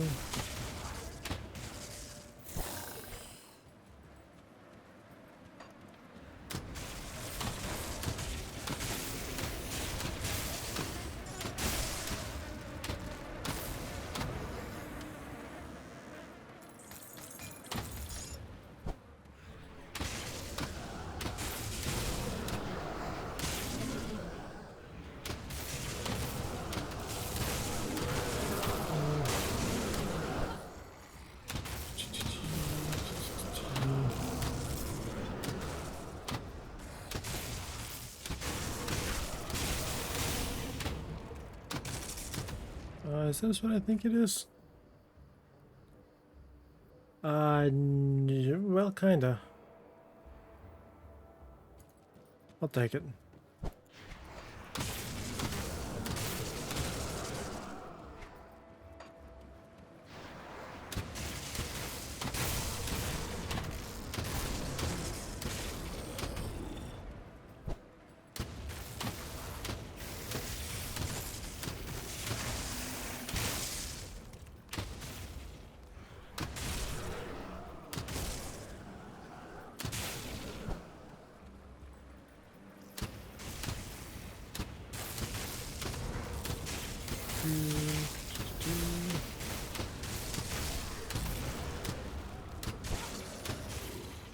Really hope we grab the shaman pretty soon. I keep saying shaman. Really hope we grab the arcanist soon because that energy leech would be real nice right now. Alright, is this the Temple of Osir Rift? It is. Okay. Which means I'm right on top of where I'm going. That's not my destination. I think that's where I want to go if I'm following the quest line for this area. And helping the, and doing that, help the Bismeal cult stuff. But as soon as I'm here for a specific item, it's a little further past that.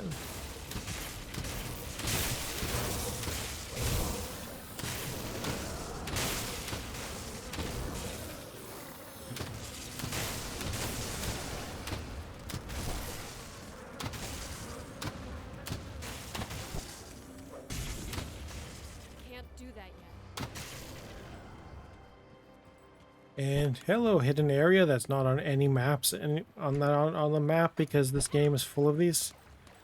There's a shrine here, which is nice. And importantly, hello, urn cluster that drops a legendary item.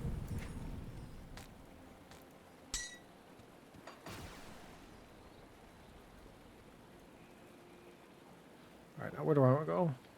Twin Falls, I think. And let's see, opponents are on the rings. a cold heart, a frozen heart, and a ectoplasm. Let's grab... Do I have an ectoplasm on me? I do not.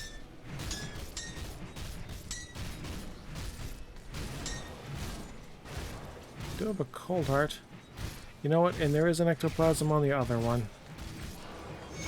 Yeah, I can take this off later if I need to.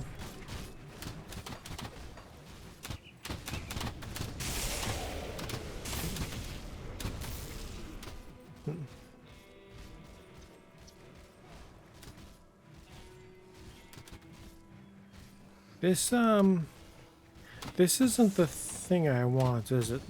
It's not. Okay. There's another build I want to play eventually. There's a build, a Blackwater cocktail build that converts basically the entire thing to lightning damage. Actually, no, it's not Blackwater cocktail, is it? No, it's the Granado thing that's in the same tree that's in the demo tree, and it converts it all to lightning damage, I think. No, it's both, right? Granado's like the single target, Blackwater is the clear. And there's a very similar item to this that has bunch of flat stuff, bunch of bonuses to Granado and Blackwater, and has elemental conversion, but it's not this one. So this one, I guess, it just gets sold.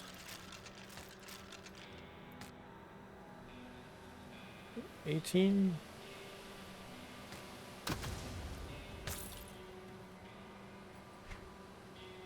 I have 10 here, right? Yep. Next. All right, so I want to go to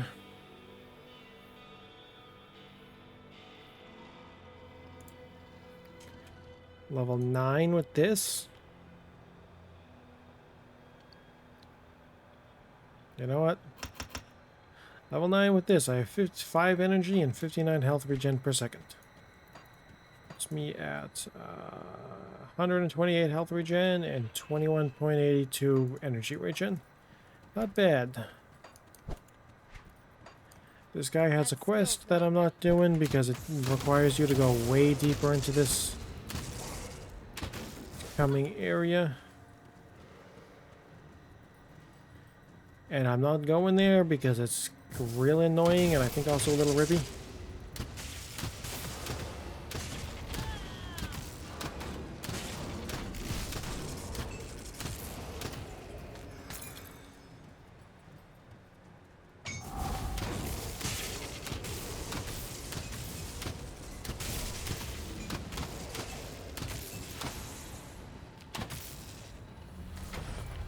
What is this? 60 poison and acid regen, huh? Resistance, huh? That's a lot of physique I don't have. Devotions. Finish up these. Do I have the stuff to get this? I do not. Ooh, I need blue. Okay, I'm missing something then, because I need 5 blues and I don't have any blues. You get eel.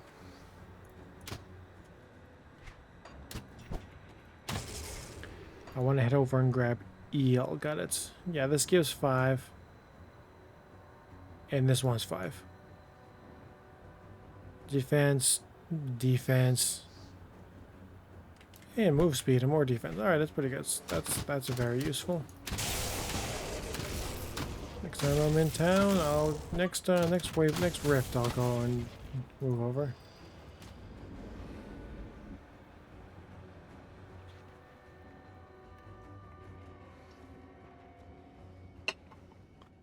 See.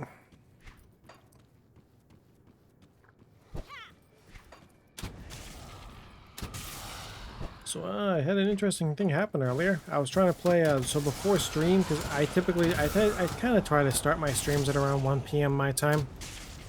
Seems like a decent time. It gives me roughly, because that's like after I'll eat lunch, and it's a good 6 hours until dinner. So I can get a nice, decent stream in. But I was trying to play Command & Conquer Red Alert 3, just to have a little bit of fun. Got the game loaded up, thing loaded up in fucking 4x3 480p settings for some stupid reason. Fucking extremely high spec PC, modern PC, and I can't load up in anything but the lowest settings for some reason. Changed it to ultra high settings on 1080, 1920 by 1080. Which, if I can't run fucking Red Alert 3 on those settings with this PC, I'm gonna have some fucking... There's gonna be some fucking questions being asked about what the fuck's wrong with this system. And it froze my computer. Yeah. Like, I completely locked up to the point where, like, I use Razer peripherals for the most part for, like, my mouse and keyboard and stuff. I have been kind of considering moving away from them, but I also can't. I have, I play on their keypad they have, like the nice keypad they have, and, until I can find another company who makes a equally good keypad, I think I'm stuck with Razer, basically. Which isn't saying bad things. Their keyboards are amazing, their mice are amazing, even if they tend to wear out relatively quick, but that also might just be... That might also just be me using them fucking 12 plus hours a day, 7 days a week. So, yeah. Anyway, other than that... But the real issue is I'm considering, I say considering, I'm being semi-forced to switch to Linux towards the end of this year. Specifically in October. Because Windows 10 is reaching end of life. And Windows 11 has nothing but negative things being said about it. So I want nothing to do with that. As such, I'm making the swap. I'm likely making the swap come October, when support ends. Oh, my headphones are dying. Yeah, come October when support for Windows 10 ends. Which means there's going to be no more, like, security updates and stuff. It doesn't mean Windows 10 is getting shut down. It means it's no longer getting security updates and those kinds of things. I'm making the switch to Linux. I plan on using Mint. Which, yeah, unfortunately, Razer does not have official support, and neither does frickin', Safe journey. Elgato, and that's the one that's really gonna hurt, because, apparently there's ways of getting this. Apparently the Stream Deck is still functional, it just doesn't have its software, which is gonna be annoying. Which basically comes down to meaning that I have to use, like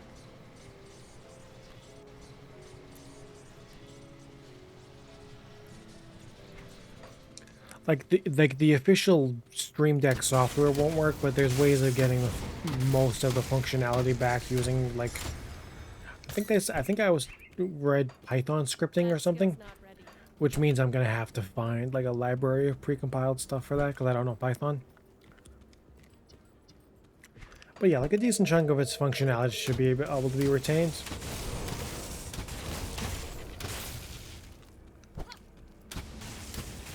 And then apparently the microphone I use a Wave 3, which is it's a good mic for a pretty decent price. It was like 150, I think, and I haven't had any real, outside of the occasional bit of bugginess where I need to restart the software because it's not communicating with the Stream Deck software properly. It's a very solid mic. But apparently it has issues with Linux.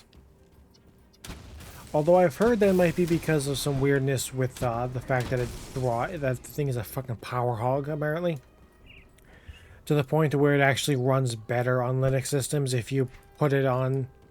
Instead of plugging it directly in, you run it through a powered USB hub instead. So that it's not trying to draw power from your system. I'm not sure about that though. At some point in a test, the laptop event I talked about earlier is originally was using it as a Linux testbed, which is how I settle on Mint. I tried Ubuntu. It's very awkward to use as someone who's only ever used Windows.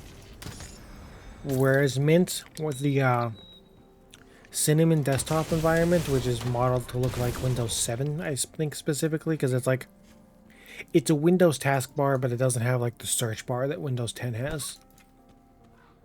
So I think it's more specifically like Windows 7 that it's built off of, or built to look like. And on top of that, the nice thing about Mint is it is just a, it's an Ubuntu fork, or Ubuntu fork, however the hell you pronounce it. Which means if something works on Ubuntu, it's almost certainly going to work on Mint, even if you might need just a little bit of tweaking. And it has a lot of nice, and on top of that, Mint, besides just well, so one thing to note is that the desktop environment is just the Cinnamon desktop environment, which is modeled to look like Windows 7. That skill's not It's not specifically something in Linux Mint. It just comes prepackaged. So you don't need to do any editing. It's installed and it already has the Cinnamon environment, so you can just move on. You don't need to worry about that. But apparently it's also tuned, I think it's tuned slightly more towards gaming than just general use. Because like the software manager that you use to get like all your installs done also has it has support for like basically automatically reading your hardware and grabbing all your necessary drivers for like graphics cards and shit, which is really nice. But that skill's not ready. I'm running into the minor issue of the laptop I'm running it on is it's a very old Lenovo ThinkPad. Or not very old, it's just not super up to date, and on top of that, importantly, it's also not a system that has a dedicated graphics card, which is the part that's really hurting it.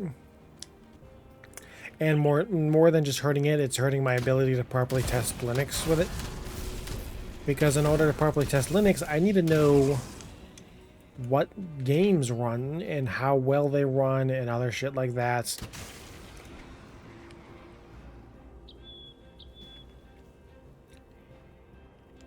What am I missing? Oh, 1 point here, 2 points here, and then I'll get to 15 next level up, and then it's on to the next Grim Tools page. Which hopefully will finally have Arcanist so I can get that energy leech and have less energy problems. Can't do that yet. Anyway.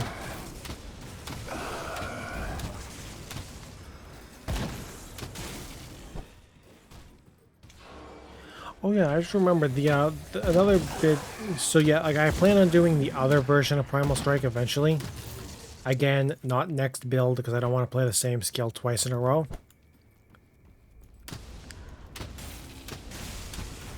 And you know what? Another thing I realized, I'm probably not gonna end this character by throwing it against a hard boss in hardcore, even though that's probably how I'm gonna end all my other ones. Because I do want to keep a level 100 hardcore character available for farming, because this game understandably separates your stashes between softcore and hardcore, which means I can't just level up a character in softcore, farm for my gear, and then move it over. I have to farm it all on hardcore, which means I want to keep a character available, so it's probably going to be this one. Anyway, I think I'm talking about, it's not actually even really a Primal Strike build I'm going for with the Elementalist one. It's just that Primal Strike is like the best way to level it before you can move into the Savagery setup. This thing with a Utos set, I believe it's called. But that's a legendary set that doesn't start dropping until level 50, so gonna have to get that.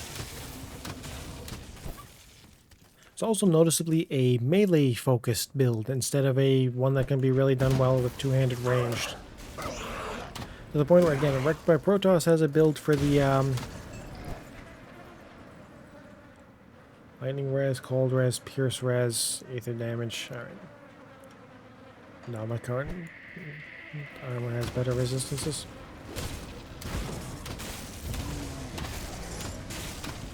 Like the build that Wrecked has is I can't He specifically mentions in the guide for it that if you want to play two-handed ranged, Druid and apparently Vindicator are much better options for two-hand ranged Primal Strike than Elementalist is. Although there's a chance I'll probably still run two-handed range, at least for a little while. That boss I just fought in the cave, that big troll dude that dropped this thing, he is real annoying to fight in melee. If you don't have a lot of leech and regen. Actually, now that I think about that other build, we'll have leech and regen. Also, when I do play that other build, I'm 100% going to be going into, the fuck? 100% going to be going into, and actually doing some of the Forgotten Gods stuff that are just going for that ring. Because the weapons the good weapon you can get in Forgotten Gods is very, very good and very targetable. So I'm gonna have to get it for the melee one. Oh my god, this is like the perfect layout. The side quest thing is right on top of the shrine.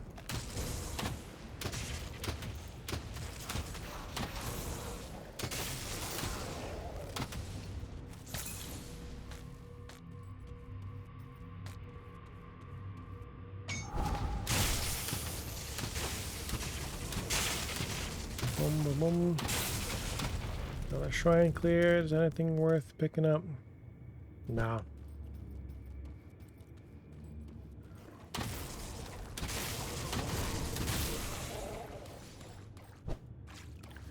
Can't do that yet. This particular map is particularly annoying with the fact that it's always varied, because it's a freaking maze. Wait, devotion. Finish that. Now I can start doing this. Next time I'm in town, I will respec one.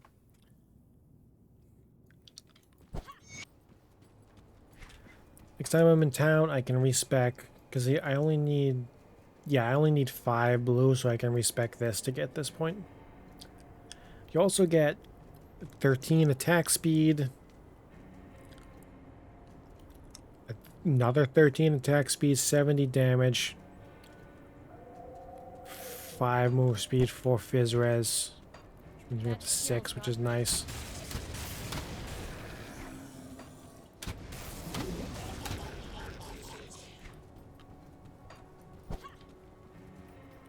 And admittedly, the guide I'm following is showing me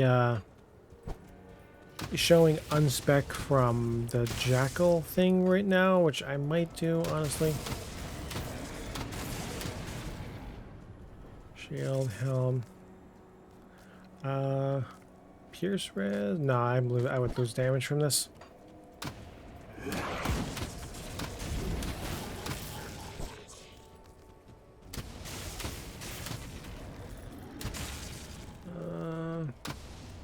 This is the shield, so it doesn't matter. It's worth checking the helm, because if I get a, if I get one with like lightning mods on it, then it could actually be decent. Because it is a significantly higher armor.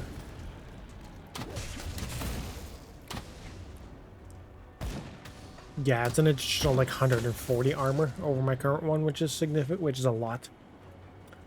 That is piercing chaos. 6% armor. I don't think that's worth it.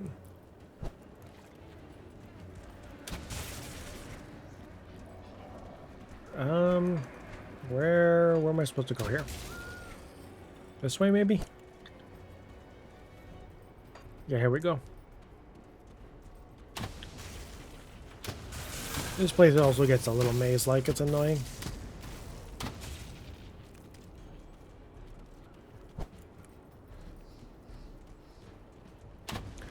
Also been playing a little bit of Command & Conquer 3. I might I might do some of that on stream as well. So I'm on the, I think it's the Alexandria mission. No, is it? I'm on the port mission where it's just I'm getting fed up with the fact that there is a never-ending torrent of enemies attacking you. Like there's just no downtime to build up your forces or your base because it's just never ending. And you're supposed to build up an army to go kill them? Yeah, I don't think so.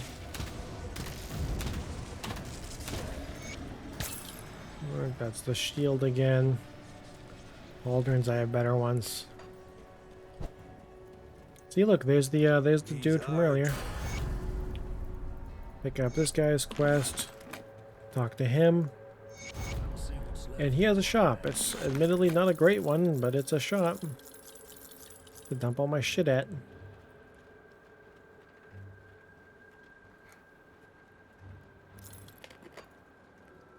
Put it to good use. And let's do my last 3 levels. Going into physique, and let's find out what the next one is. 32. Yes, I'm sure I want to leave YouTube. Jesus Christ, this fucking thing sucks. I'm still not... The fuck? So I put 4 here, 5. Where'd the rest of it go?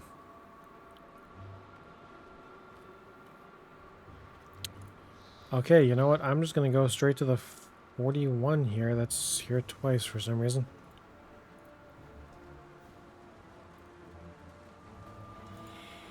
Do you finally have frickin'...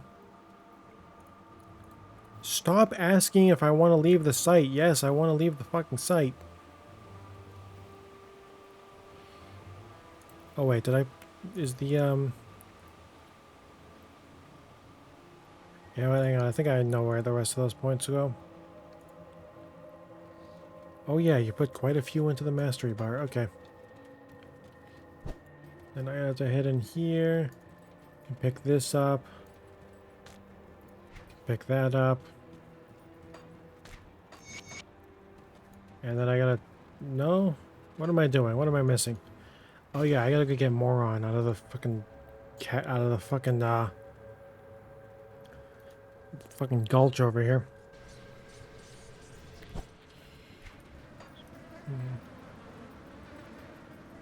Did I not... Oh my god, did I forget? I did. Fuck me. Alright, well, back into the cave I go.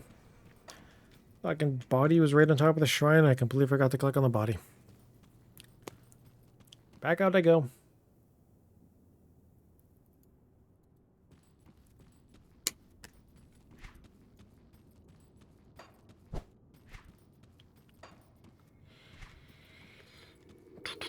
Resistances are pretty decent. I am 64% over cold res maximum. All right, I can drop some cold res to get some other useful stuff here. Like I'm only 2% short on acid. I can probably fix that with a component easily enough.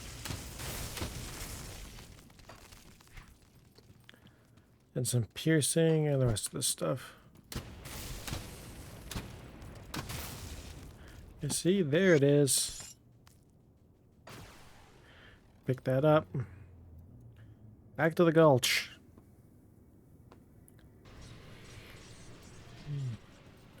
Now it's a quest complete. Fucking dumbass.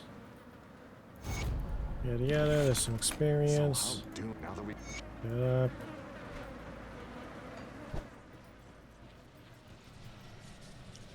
Go back to the homestead.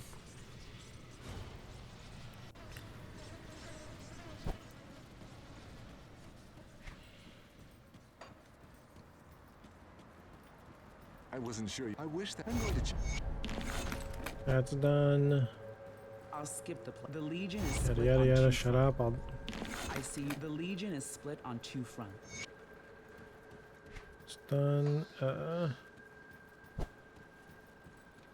Here's the Stash dude in this region. Hang on, do I have any?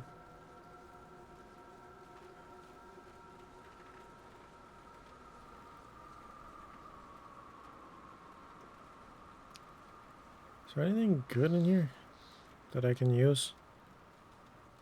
Not really. No, in fact, these all kind of suck. Okay.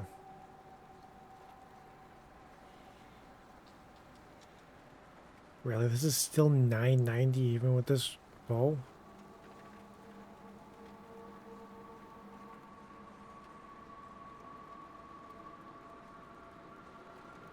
I'll hold on to that for you.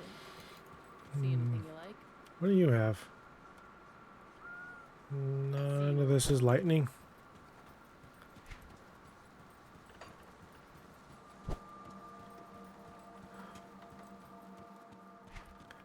And then out this way we go.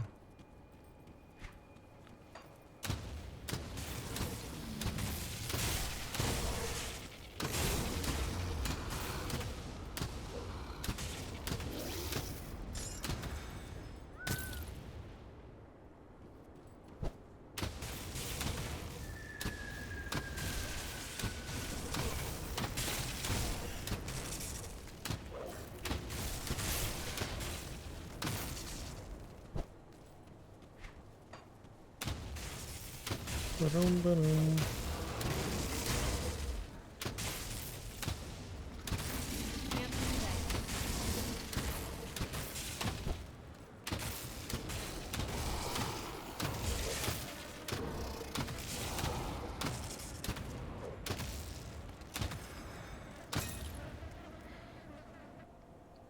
Nothing good.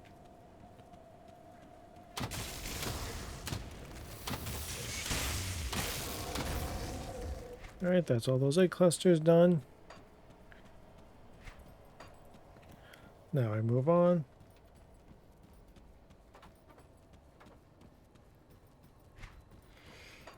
And then there's another, further into this area, there's the second half of this quest, which you find on the path to that one.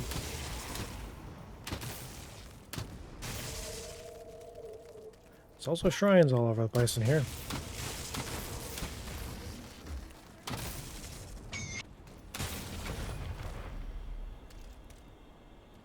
Nothing good.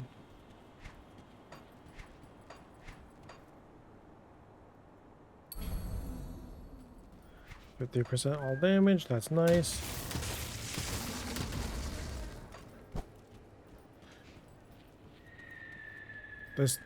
This area would kill me if I ran through it. Thankfully I can just go around.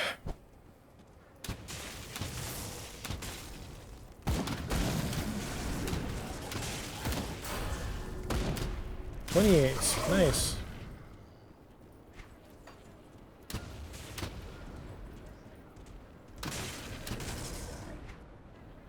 Grab, what's the max level on this thing? I don't even know. Quick point here. And mastery bar.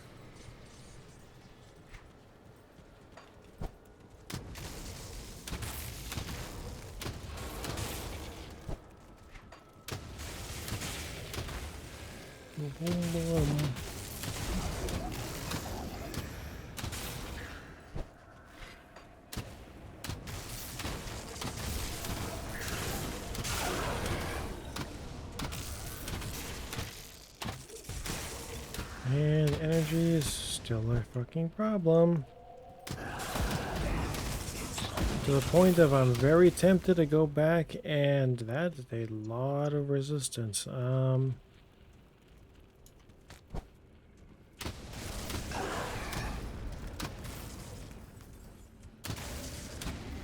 That's the shield. Doesn't matter.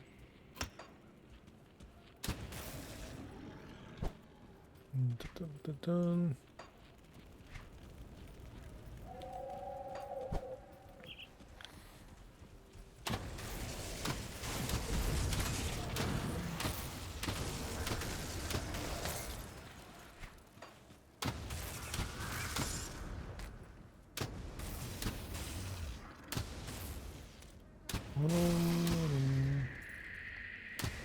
I'm looking for an entryway to like an underground area around here somewhere to do the second half of this.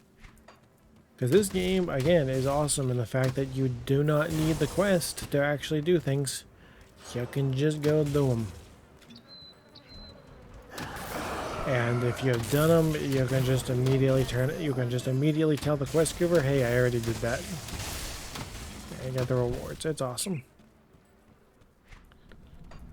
What's not awesome is finding the freaking...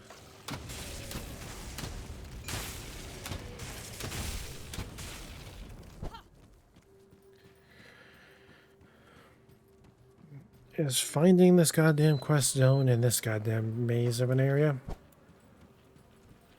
Nope, don't want to go that way.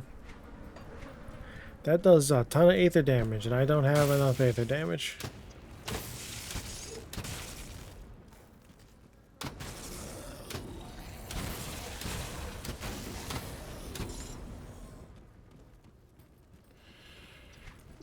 Dun, dun, dun. And something else I've been considering, I'll probably do at some point. I've been very much considering buying, I know, surprise, I don't have, buying Metal Gear Solid 3, because I've heard nothing but amazing things about it. And giving that a try, but I think I'm going to wait until it's on sale again.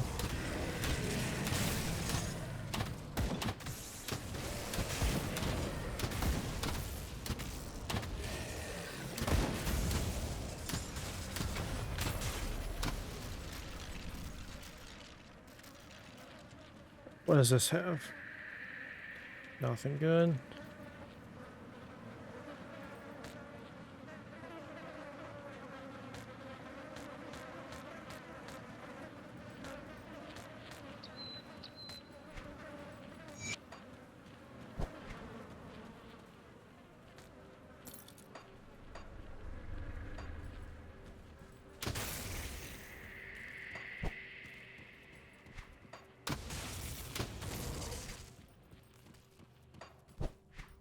Alright, it's probably more this way then.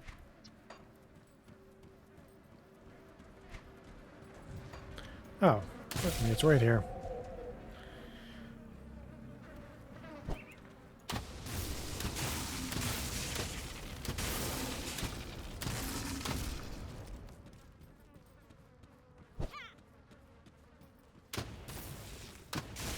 Now I gotta find 2 boss enemies in here to open the door. This is the first one, awesome. And man, this energy is really becoming a problem. What is this useful for? I don't remember. But there's a build that, I think there's a build that uses that. Or, you know what? No, there isn't. I'm thinking of something else. I played the, this game's community has this, they run their own like temp league events every now and then. And I played one of them and there was a variance on these things that was really strong for a build I was playing. But that was a temp league thing.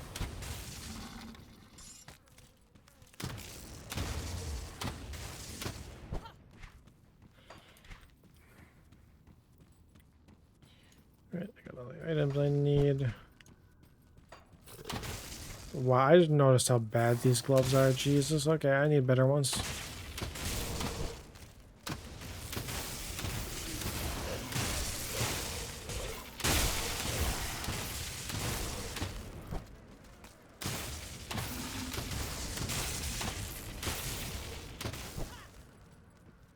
And here's the door, and here's the boss area.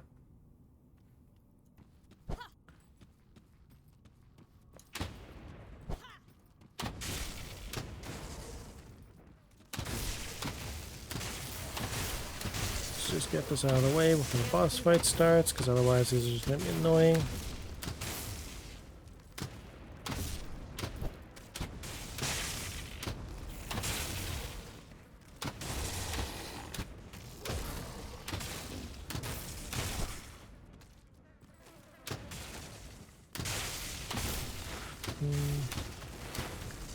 Now the boss.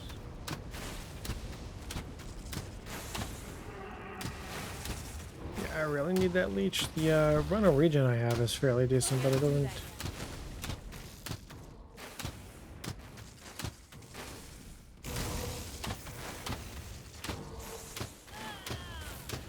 So yeah, the regen I have is decent, but it's not keeping up with the attack rate on this skill. So,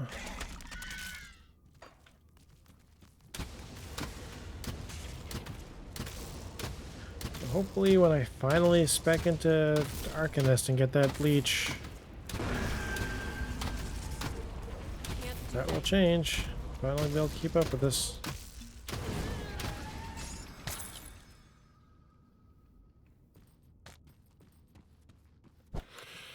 And that's this done. Now I can leave through this.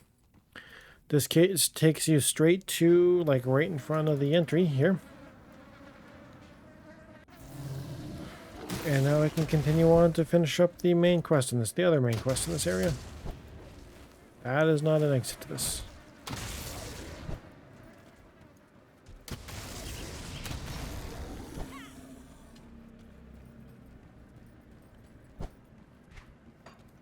That skill's not ready.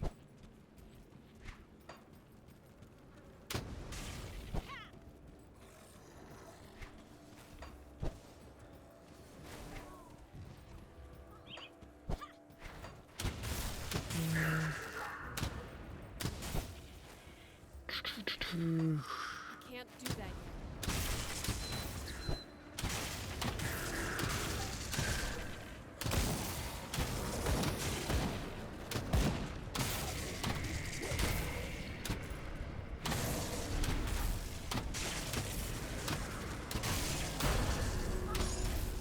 Hey, level 29.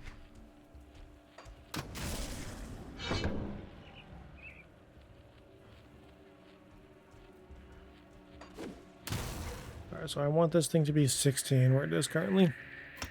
This goes up to 8. Let's put all the points. Let's just put all the points in it, I guess.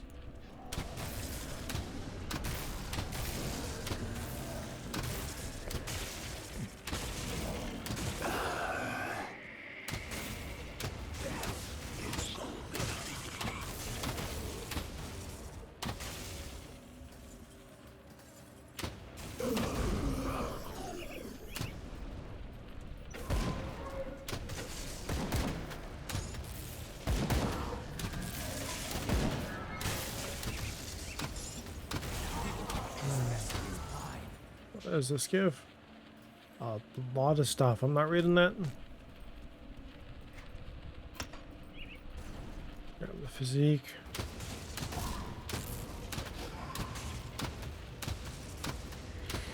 And I think I'm going to be ending this soon after probably around the 3-hour mark.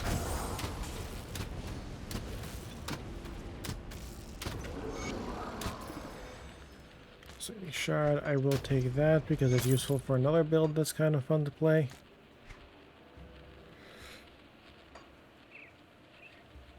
Did I hit the button? I did. Back to Homestead.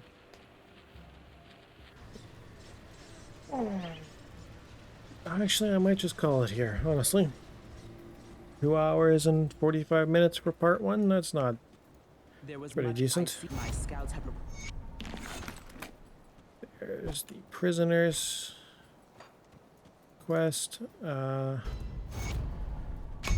Queen's dead. They're gonna send stuff to. And from you.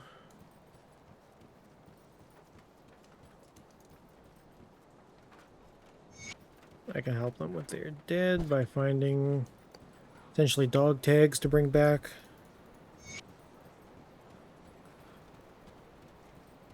Clear out the rubber mill. Just the person. There are 2 other. Talk with the emissaries, and I think I'm gonna end it here. Because besides just actually wanting to go ahead and see what these two actually offer in terms of purchased items, because I'm approaching the point where the lowest level stuff is going to be usable to me. Yeah, it's almost 3 hours. I'm starting to get a little hungry, and I kind of want to go get something to eat instead of continuing to play. Anyway, that's it for now. There'll be another, probably somewhat shorter stream tomorrow. Maybe. Probably. And then, that'll be it. I'm going to end the recording.